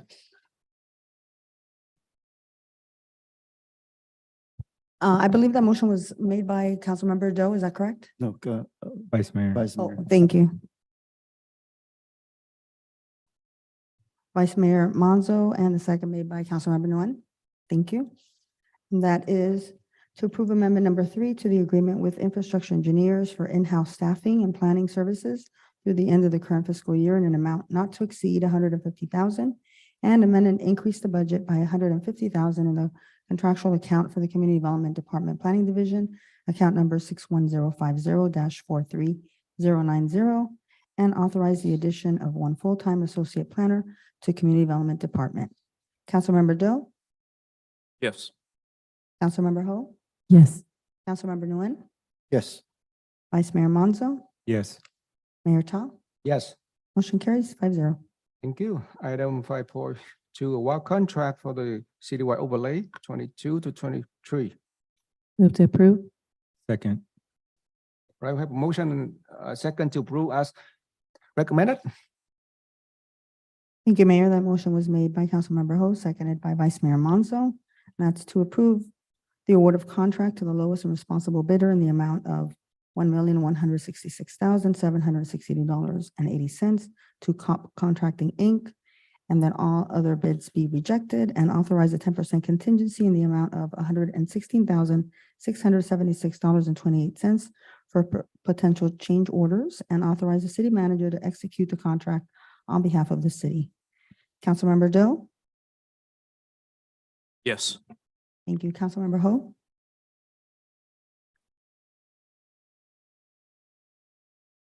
Are we at 5.3? That's you.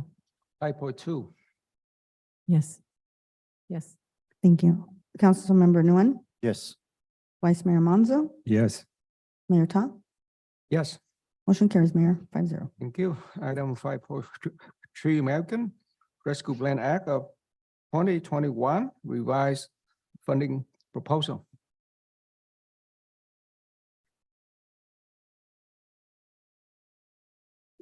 You do a staff report or? Right, so may I have a staff report, please?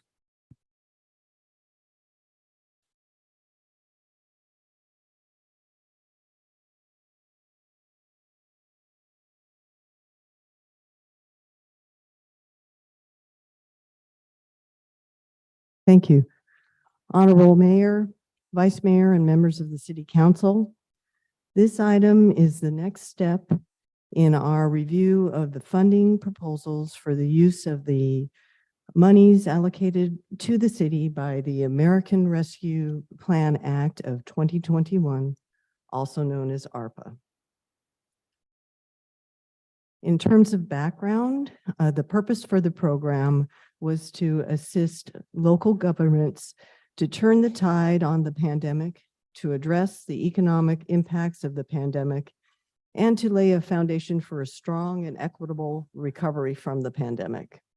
The legislation was enacted in March 11th, 2021, with $130.2 billion allocated to counties and cities across the nation. For the city of Westminster, that allocation was $23.7 million. There were a number of rules and regulations associated with the ARPA funding, including deadlines. The funds need to be obligated by December 31st, 2024, and expended by December 31st, 2026. The council actions related to ARPA they began on August 25th, 2021, where the council approved improvements related to safety regarding the pandemic. These improvements were done to the chambers for $20,000. And then on March 9th, 2022, the council held a study session and was in which we discussed the various programs, projects, and activities that were eligible for the ARPA funding, and council gave direction on programs to focus on. And then in September 28th, 2022, the council approved under two separate council items. First, they approved setting aside $4 million for the navigation center. And then in reviewing the proposed funding, the council approved two of the items. The first was the critical infrastructure technology upgrades for digital security. That was number 5 on our original list. That was a total of $1,170,000, and also approved the computer-aided dispatch and record management systems upgrades. That was number 8 on our list for $1,150,500. Council also discussed the funding proposals, gave some direction, and directed the staff to come back with additional proposals. Through that, we then generated our revised funding proposal, which is provided in the staff report as attachment number 1. And I just want to highlight the changes incorporated in those revisions. There were 6 items changed, beginning with item number 1. We revised that one, which was the resources to address crime, and revised it to a funding allocation for just the first 2 years. So that constitutes a $400,000 decrease. The funding for subsequent years will be considered during the regular budget process. We added a number 6, essential worker pay, allocating a premium pay for the City of Westminster employees. That is calculated based on $2,000 for full-time employees and $1,000 for part-time employees that are currently employed and have been employed as of June 30th, 2022. Number 10, the Emergency Operations Center refurbishment was removed from the list. We determined that we could incorporate that project into an existing capital project, the Police Complex Upgrades Project. We also revised number 11 related to park improvements in order to add $200,000 to ball field improvements to fund dugout shade structures, replace old bleachers, and replace and install some fencing. That was complemented by removing the pickleball court at Russell Paris Park.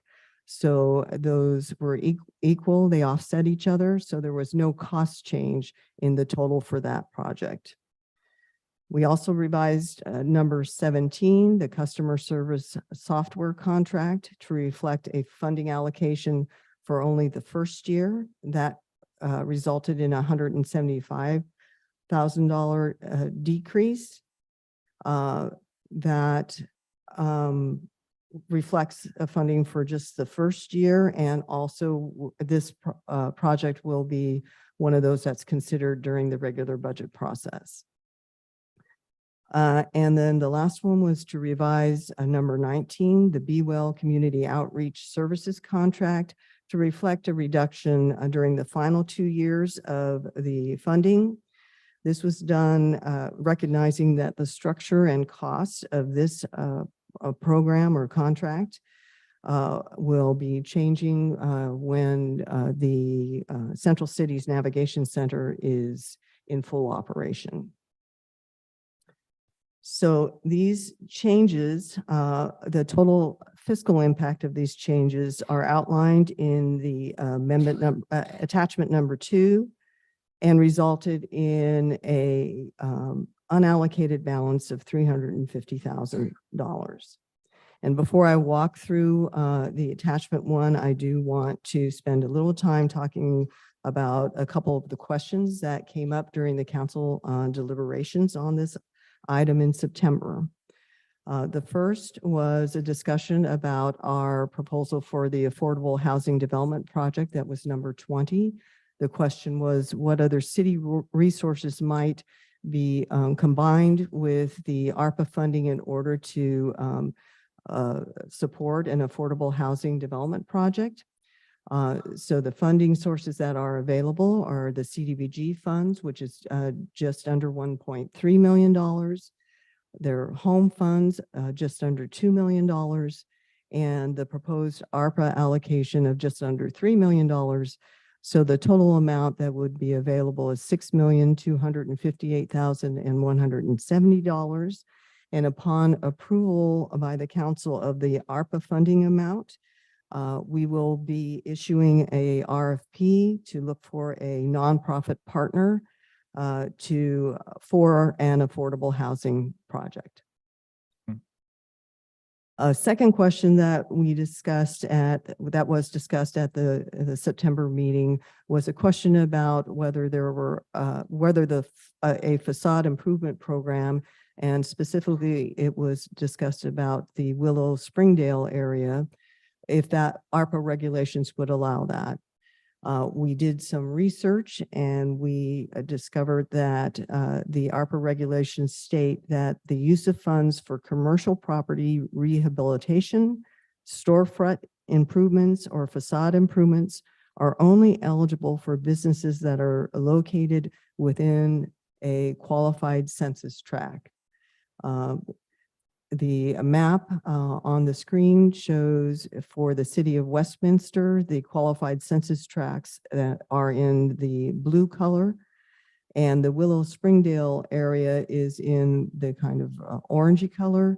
It's just outside the area that would be eligible for those types of expenditures through ARPA. So neither of those two programs are included in our revised funding proposal. So the revised funding proposal is provided as attachment 1, and there are additional descriptions of the items provided in attachment 3. The revision includes 17 items that are grouped into 5 different funding categories: public health, safety, and security, and community improvements, and community assistance, addressing homelessness, and affordable housing development.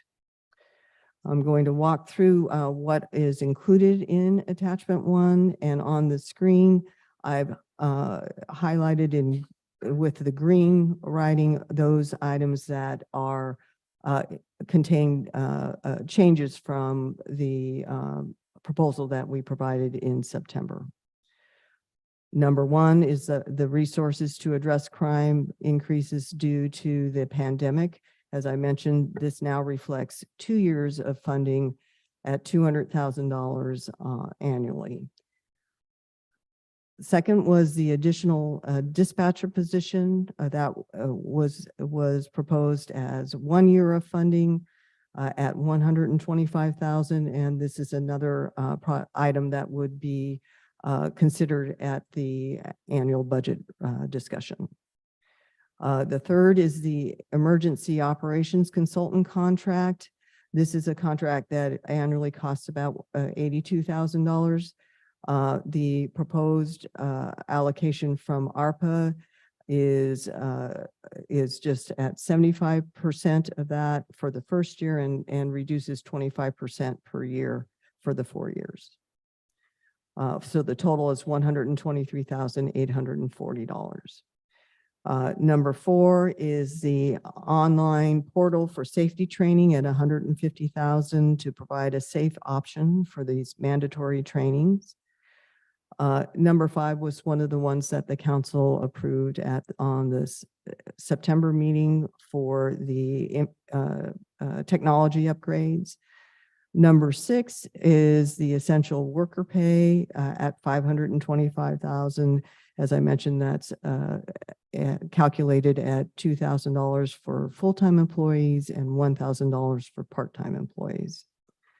Number seven is the HVAC system upgrade for the unit serving the data center at $250,000. Number eight was the second one that the council approved related to the CAD and RMS system for the police department. Number nine is the clean and safe environment improvements for city facilities. This is to upgrade the systems in the community services building, the senior center, the chambers, and city hall to ensure a safe environment for the public, for our seniors, and for the city workers, and does include the cooling centers for residents during the heat waves. Number 10 was the one that we removed and put into the, related to the EOC and put into a separate capital improvement, existing capital improvement project. Under community improvements, number 11 is the improvements to the parks. That includes that swap between the ball fields and the pickleball courts. So the estimated cost remained at $4.3 million. Number 12 is the park building improvements at Blakely Park for $300,000. And number 13 is the establishment and ongoing operations of community gardens at $150,000. Under the community assistance programs, we have number 14, the food resiliency program that provides food resources for lower income families and seniors at $250,000. The business grant program for technology upgrades at $250,000, and the marketing and branding program for Little Saigon that was part of the blueprint for Little Saigon that the council approved at $100,000. Those three numbers did not change between September and this recommendation. And then there's number 17, the customer service software contract at 1 year of funding at $25,000. Under addressing homelessness, we have two items. The first, we did not change the 2 full-time caseworkers for homeless and mental health outreach. They are at $100,000 each, so that's $200,000 a year ongoing costs, with the estimated cost for the 4 years at $800,000. Number 19 is the Be Well Community Outreach Services contract that I mentioned that we reduced by $225,000. So it's an estimated cost of $3 $1,364,340,000. And again, that's one that we'll look out and at in the future to determine the structure and the cost once the navigation center is operational. Under the affordable housing development, we maintained the project number 20 at the estimated cost of $2,985,339. So the revised ARPA funding proposal calculation with a total ARPA allocation of 23.7 million and the 4 previously allocated projects subtracted from that, along with the administrative allocation for $1 million, provides $16.3 million available for programs, projects, and activities. The cost of all the proposed projects on the revised proposal is just under 16 million. And as I mentioned, there's an unallocated remaining balance of 350,000. Our recommended actions is to consider the ARPA revised funding proposal and provide direction for approval of the recommended items, including direction for the allocation of the 350,000 that's available in unallocated remaining balance. And also to amend and increase the budget by $17,348,519 in the American Rescue Plan account. That concludes my presentation. Myself and the other department heads are available to respond to any questions or provide any additional information that the council may need. Yeah, I want to thank for your presentation. Really appreciate that. And in the staff report, I think that we really appreciate that the staff lists every single detail of the different program that we are providing now. So I have a question. So it depends on the program. Some of the program that we really need that for the next 4 years, and some of the program we only need one time. Am I correct? Some of them are one-time expenditures and some of them have ongoing expenditures. And as I mentioned, some of those ongoing expenditures will just become part of the regular budget process. Right. So like item number 1. So basically that in a report, initially that we estimate up to 800, but because only 2 years, so we only need 400. Am I correct? Right. Okay. So right now, the remaining, we still have 350,000, right? So stop asking the city council what kind of like program or any area that we need to allocate the funding. Yeah, the 350,000 needs to be allocated to a project that is eligible for ARPA funds, meets all the requirements, and everything on the list meets those requirements. It's just, yes, we're so asking for anywhere some that direction. we can improve. We can Yes. help our law enforcement, any area that we need to increase more patrolling officer, or any area that we want to support our police. Yes, so I want to dedicate that funding. Yeah, the resources to address the crime increase project is one that is available to by which the council could put it back into that program, and then I'm sure that they will be able to use it. I want to put it back, if our police department, they really need that funding. So I want to add more funding. Yes. I think I had asked the chief about this before about this, but I mean, there always going to be a need, correct, chief? I mean, there's always going to be a need that we can just, wish list can grow and grow and grow, correct? Mayor, council, vice mayor, you're absolutely correct. And I'm okay with it. No, I'm sure we are. I'm just, and I understand the mayor's concern. And that is one of my concerns, as you know, I've spoken to you about this, but I would just wanted to ask, if I know there's also a need in our parks. Our parks are in very much need of help. I mean, we were very limited on what we can do, and we have 24 parks that we need. I mean, it takes us a long time just to upgrade one park. So I wanted to ask Jake, like what can we do? What other improvements what other parks can we help with this extra, the 350 that's unallocated? Absolutely right, Mayor. On the list that we do have 5 parks with a playground. And I'm estimating between $550 to $700,000 depends on the size of the playground, each parks. Right now, after the 22 park we do have 5 parks that have different play area for different age groups. So those typically they cost more. But if we order in bulk, if we order like, a playground equipment for 5 or 6 parks, I think we can squeeze it in for another playground with that amount. If that makes sense. Yeah.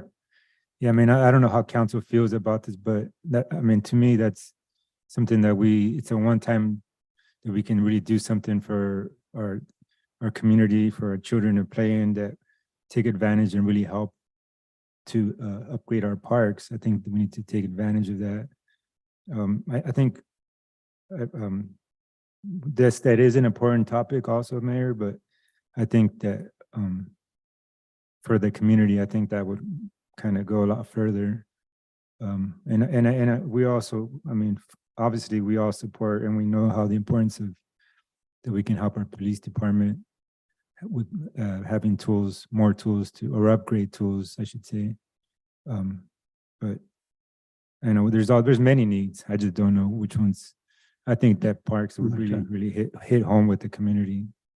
Yes, I really think that the last incident happened in the school. So I want our chief of police, come up with a program, extend the relationship or partnership with the school system. And I want to allocate that funding for, like for the new program, whatever you want to call the new program, like the city in the school.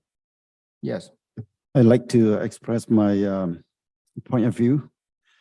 I know that the mayor and vice mayor concerned, but I believe that when we talk about this last time, I was concerned about the reduction of the budget for the police, and I asked the chief, and he's okay with that. Okay, and I know that the more money, the better for you. But I think that there is another program that we should look at. I was look at the number 14, food resiliency programs. I believe that you said that for that program is going to be food for seniors and also for the poor people. Lower Okay, income. right, low income people.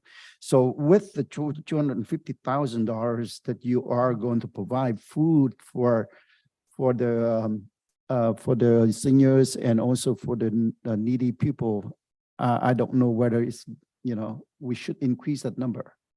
And so that's what I'm advocate for. So can you tell me a little more about it? Absolutely, it would be welcomed. I will tell you, it's very labor intensive. Just, I'm taking the money from the police and give it to the recreation. Just say you're good with that. I'm good with that.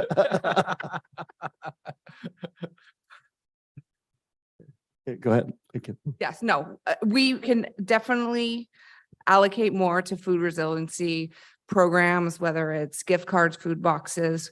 But as I was mentioning, it is labor intensive to execute these programs. It's a big toll on staff. What we've evaluated from other cities, it does take a lot of effort for staff to do that. So it would be a consideration. So can we like break that up and add maybe 50,000 to that and the 300? I mean, it doesn't have to go to the same. Yes, it doesn't have to go in the same line item. It can go to. Right. The council can determine Right. how much it puts in different line items as long as they're eligible. Yeah. It doesn't have to go as a chunk. Yeah, correct. Okay. I had a question. Sorry. You know what? number with the essential worker pay. I had a question as far as the date that you mentioned when we're eligible from, can you repeat that date again? It was like, I think it was this year, right? Yeah, Yeah. yes, and I'll let the finance director talk about the structure of the program. We put June 30 in the staff report. We're going with having been employed for at least 3 months. And the end of the fiscal year was the date that we used in the staff report. Is there other examples of other cities maybe that have, I mean, it seems to me like, should we, or do we have that where we have employees that were here earlier than that? I mean, they're really, We do, but we also were trying to avoid having somebody have been hired for maybe 2 weeks and then receiving it. So we went back. They were actively employed and still employed as of that date. Some of the other cities that allocated early on had different dates. And so we were trying to go with active employees only, but not just recently hired. I get, so that data still covered folks who were here like during the height of the pandemic. Oh, absolutely. They've been here through that time. Well, I mean, they were hired prior to that and they're still here. So yes. And then employees that were working during the pandemic, obviously are included in that number or that date. All right, thank you. Okay, And how much per employee get the share of that 425,000? In this, what did we put 1,000 each? 2,000 for full-time and 1,000 for part-time in this calculation. Another question is not related to that. Well, what happened to all the sick leave that those employees get affected by the COVID? They get sick. Do they get reimbursed for that sick leave? Or There were several different programs, but we did implement all of the sick leave that was eligible for employees to use. They did get that, yes. And somewhere I would believe that you also allocate like 500 and something, 500 plus $1,000 for that too, right? 525 for the 525. essential worker was Yeah. 525. Right. Yes. So we Yes. can use that money for what he just mentioned about. For the which, For sick leave or whatever. oh, that was is. already, Question. Oh, well, it could be the portion that the city paid for. You could use it to reimburse the city for that. okay. okay. I'd like to ask, who do I ask? Oh, yeah. Ms. Corita? Okay, I think yes, I will ask her first. Okay, line item number 3, that would be emergency operations consultant contract. So 75% of year 1. And then the next column is 82,560. That is, what is that, 25% or? No, the 82,560 per year So 50% year is, 2.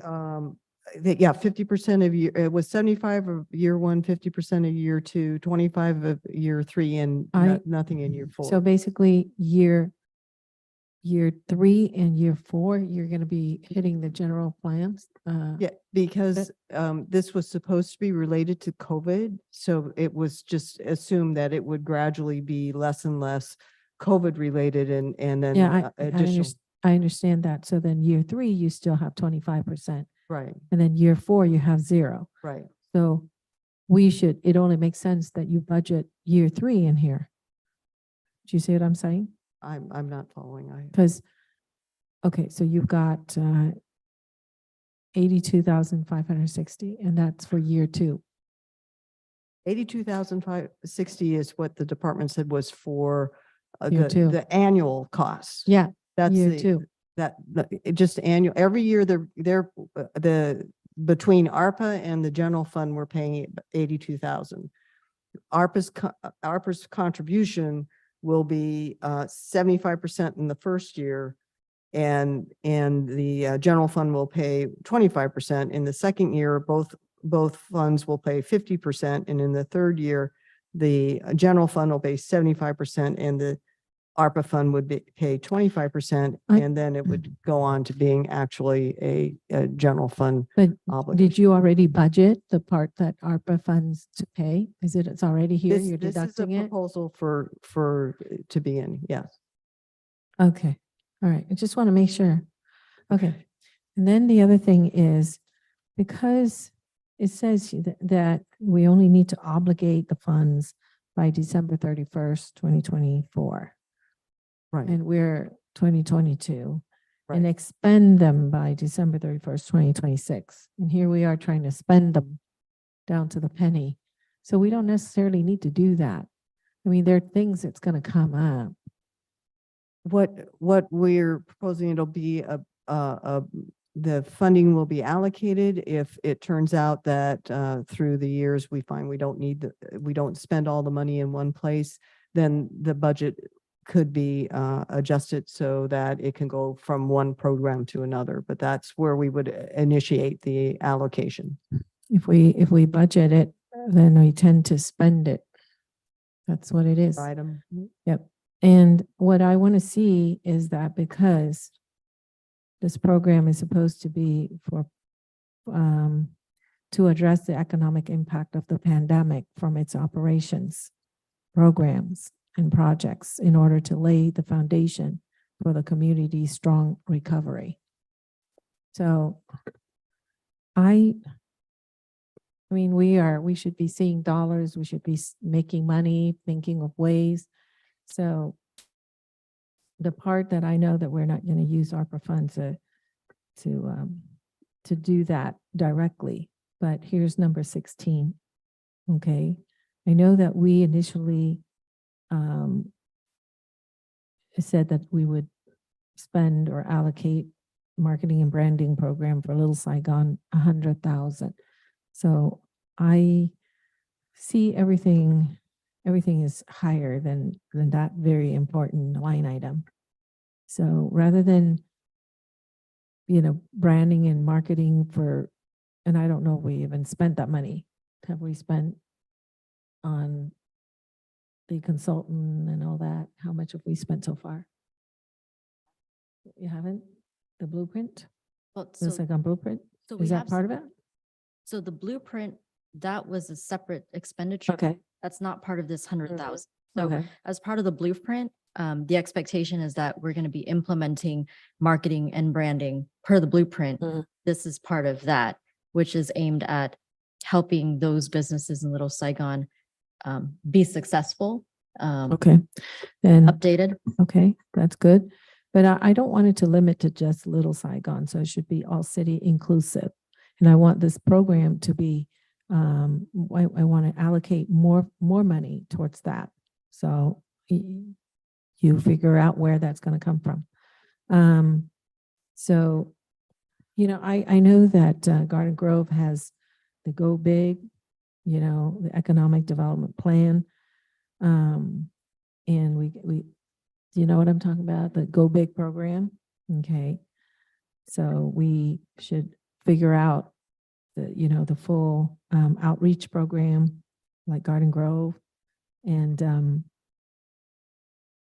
figure out like what we're going to do to, what we can use money for in that line item that could be approved by ARPA.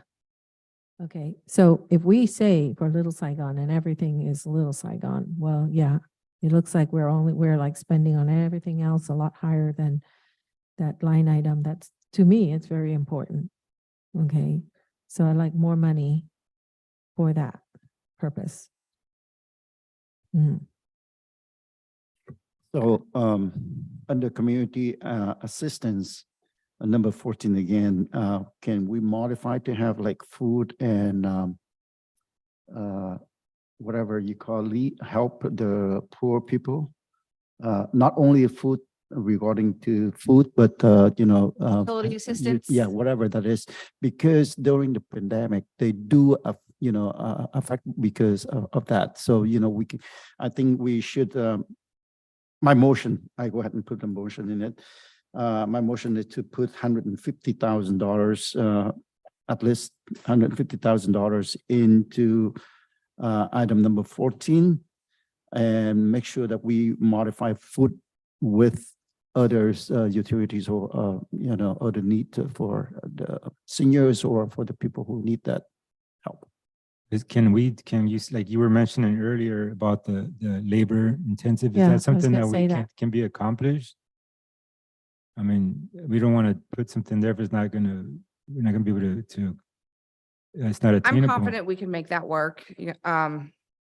It may take some time to perfect, but yes, we can make that work.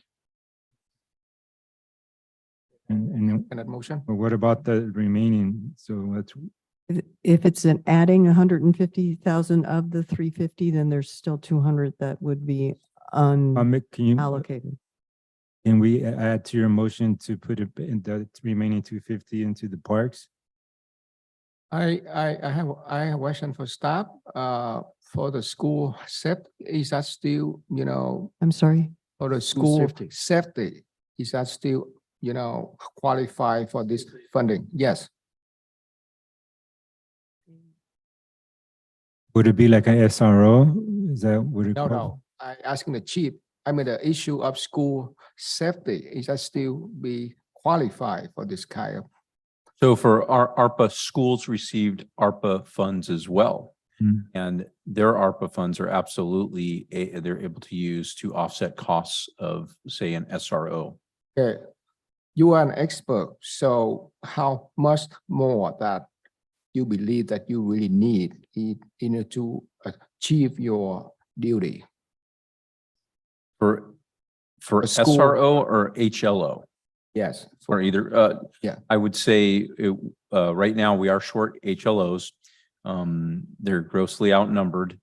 Most of our surrounding agencies have more HLOs than we do.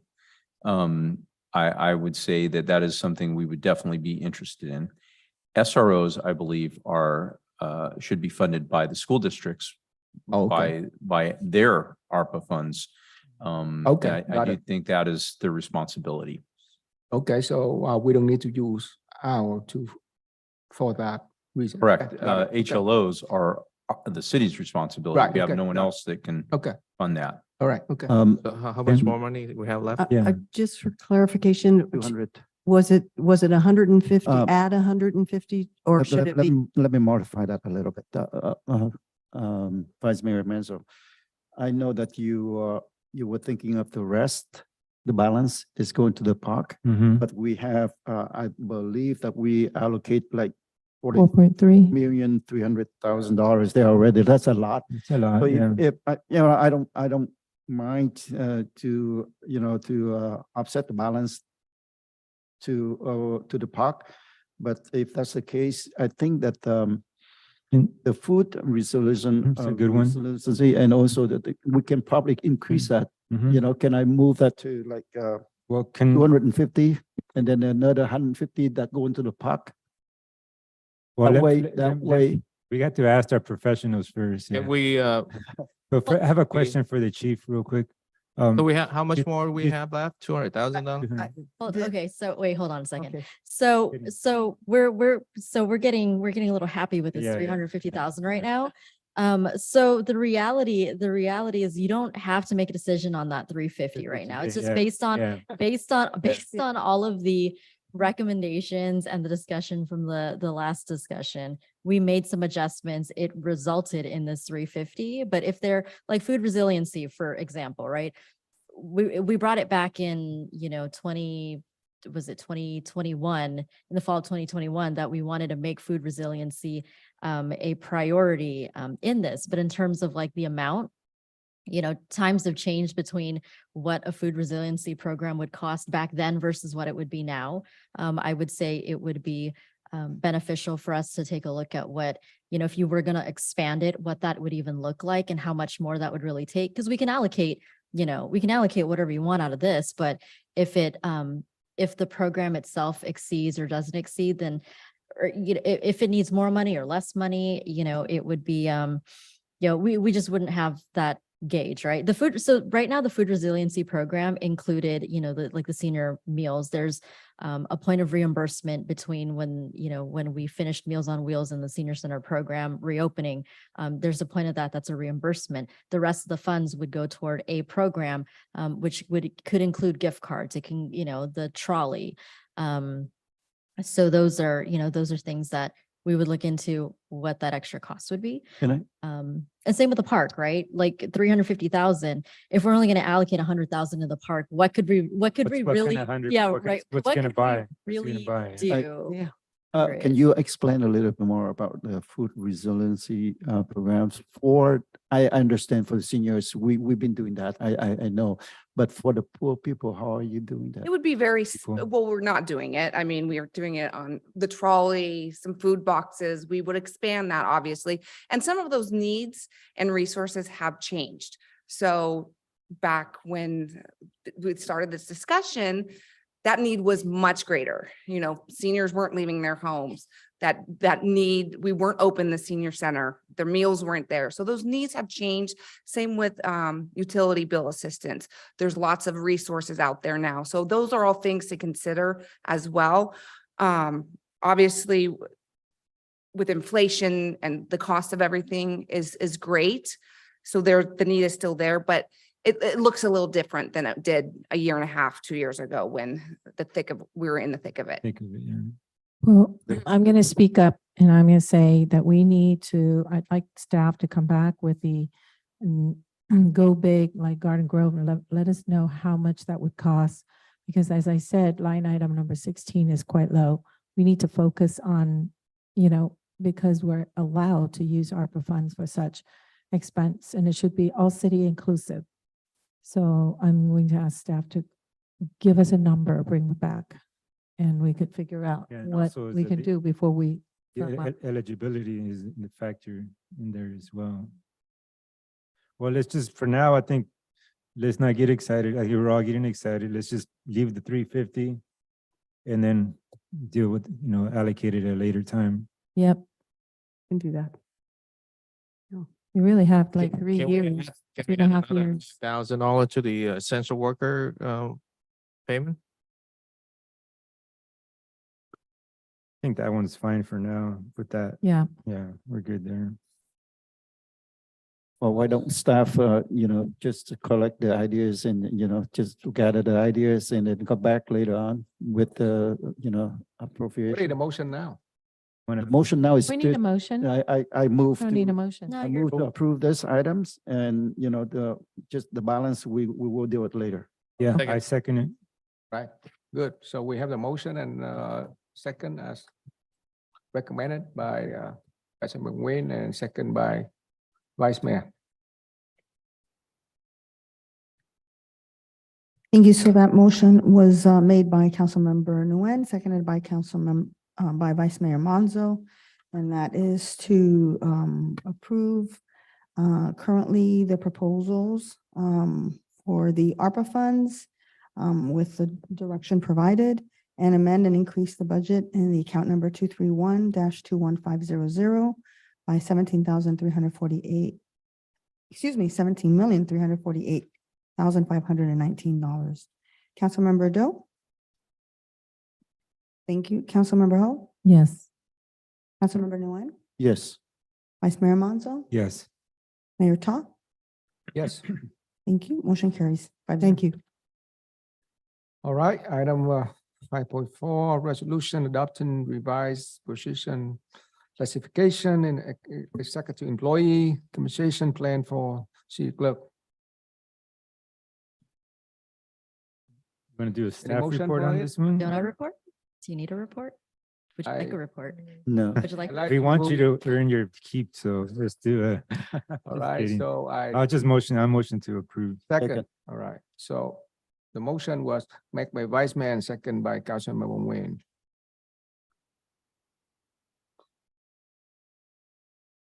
Thank you. That motion was made by Vice Mayor Monzo, seconded by Councilmember Nguyen. And that is for a resolution of the Mayor and City Council of the City of Westminster, California, amending resolution number 5131 to update the compensation plan for executive employees and amending resolution number 5002, modifying the classification of city clerk / communications director to city clerk. Councilmember Doe? Yes. Councilmember Ho?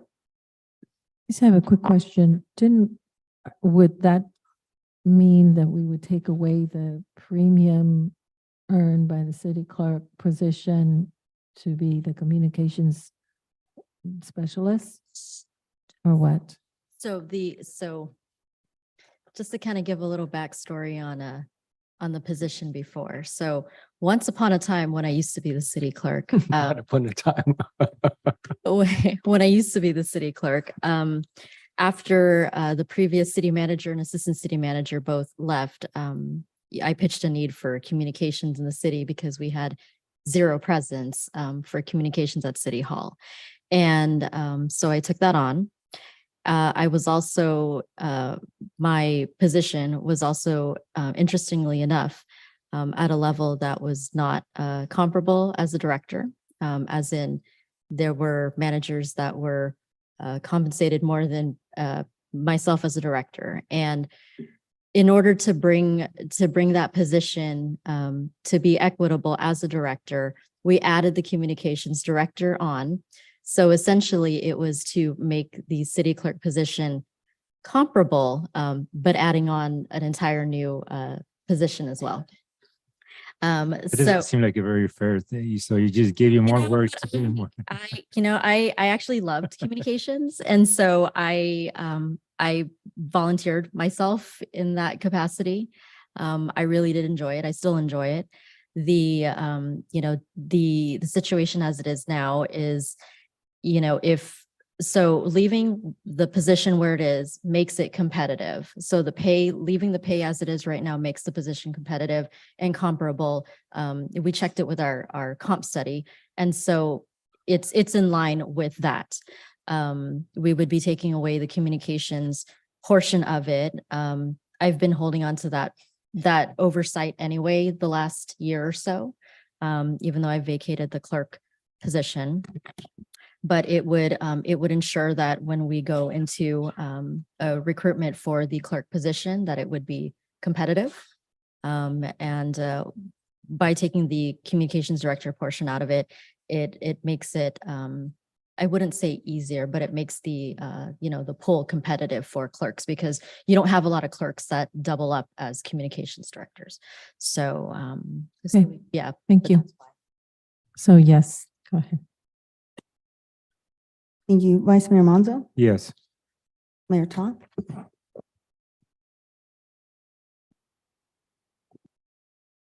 Oh, yes.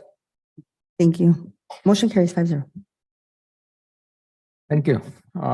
Next item, 5.5, memorandum of understanding for the Central Orange County Services Planning Area, City of to Garden approve. Grove, Fun Valley, and Westminster. Move to approve. I'll second it, but I have a question or a recommendation for staff to look into. I've spoken to you about naming. Right now we have it appears that we have a name for the facility, but I wanted the staff to explore the possibility of selling a naming right to the facility so we can generate revenue to put back into the facility, into the operations, if there's a possibility for that. We've let our team, we've let the other cities know that that's something that we were potentially looking at. Okay. I think it's something good to look into. So like I said, I think I motion to approve. All right. Already done. Already done, yeah. Yeah. I I think motioned it, somebody else seconded it. taken it. I think you both motioned at the same I time. don't Okay, so. well, I want to flip a coin. Well, All right, so we have the motion and a second on floor. Vote, please. The motion was made by Councilmember Nguyen, seconded by Vice Mayor Monzo. And that is to approve the memorandum of understanding between the cities of Garden Grove, Fountain Valley, and Westminster for a Tri-Cities partnership concerning the acquisition, construction, and operation of a Central Cities Navigation Center located at 13871 West Street, Garden Grove. Councilmember Doe. Councilmember Ho. Yes. Councilmember Nguyen. Vice Mayor Monzo. yes, are you okay? Mayor Tom. Yes. Thank you. Motion carries 5-0. All right. Thank you so much for your dedication then. All right, next item, 6.1, adoption of an amendment of 2022 edition of California Building Standard Code. Motion approved. Second. Thank you. We have the motion and a second to approve this item as recommended. The motion was made by Vice Mayor Manzo, seconded by Councilmember Ho. And that is to adopt a resolution of the Mayor and City Council of the City of Westminster, California, adopting legislative findings supporting amendments to the California State Building Standards Code as contained in Westminster Building and Construction Code 2022, and introduce an ordinance for first reading entitled an ordinance of the Mayor and City Council of the City of Westminster, California, repealing and replacing chapters 15.08 Building Code, 15.10 Residential Code, 15.12 Electrical Code, 15.14 Mechanical Code, 15.16 Plumbing Code, 15.20 Green Building Standards Code, and 15.22 Fire Code of Title 15 Buildings and Construction, adopting the 2022 editions of the California codes and related model codes with appendices and amendments thereto. And this would be to read by title only and waive further reading, and schedule a public hearing to consider adoption of the ordinance on the meeting of November 30th, 2022 at 7 p.m. Councilmember Doe, Yes. Councilmember Ho, Yes. Councilmember Nguyen, Yes. Vice Mayor Manzo, Yes. Mayor Ta. Yes. Thank you. Motion carries 5-0. All right. Next we have comments from City Council agency member, including AB 1234 report when required. Who would like to go first? I just want to thank staff for everything they do. I know that they've been patient, working on a lot of stuff, you know, for the last month or so. So just want to say appreciation for all the hard work that you do. Thank you. That's it. All right, thank you. I'll go. Yeah, echo Councilmember Nguyen's comments. Thank you, staff, as always. We know you do a lot. Short staffed and all. I have a couple of things that I would like to maybe have staff look into. I wanted to see if maybe starting next year we can organize some citywide cleanup events that we can have. Hopefully the council would be willing to do this. I'm kind of envisioning the council, each one of us, those same days get involved and maybe do our own districts and really get out there and show the community that, make it a whole day event with cleaning up our city, and maybe do that, at least twice, maybe if possible, more times a year, do something like that. All right, and hopefully council will participate. And the other one is I want to see if we can look into possible funding sources for, and I know we've spoke about this before, a possible gateway for Little Saigon, hopefully too on the furthest east and the west side of Little Saigon on Bosa. There's, I think that's something that will really generate economic development and get the community excited about getting something going and doing something. A lot of communities have the little Italy, downtown Santa Ana, the arts district. There's a lot of gateways, Whittier Boulevard. That's something that would really, I think, will really help our Little Saigon really start generating some tourism, get something like that going. So I know that's something that we need to try to find some funding sources so we can work on that. So again, thank you, council, for your work as well. And good night, everybody. Me. Please. Thank you. Okay, what comes to mind is number one is I'd like to really thank Jody Kreiner, who is our current HR director. I know that I'm not supposed to talk about anything, in closed sessions, but it's really important that we have an HR person, and we now have a really good one. And so I want to thank her. I don't think she's here. She's, but just let her know. And the other person I want to thank is our chief. I just feel like you really keep your team together. And I really think we have you to thank. You know, with the, even though I didn't get to eat pizza the other night, I was busy. I don't think any chief's ever done that. I don't recall my 6 years on the council. You know, you're very active at promoting, you know, nonprofit organizations and things that are really important for us to you know, when we, for instance, the, what was that event? Where you sold the patches. I'm blanking out.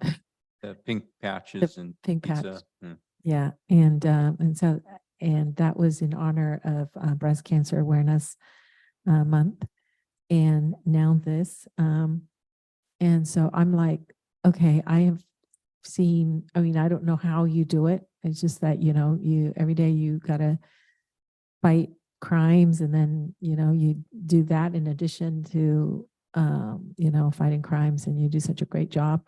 So those are the two people I want to thank tonight. And so thank you again. Next, what I want to see is if we could, I know that I know the reason why we can't attract a good economic development director. But I don't think we're going to be able to find one, good one, or open up for, I guess, for applications until we have our finance in order.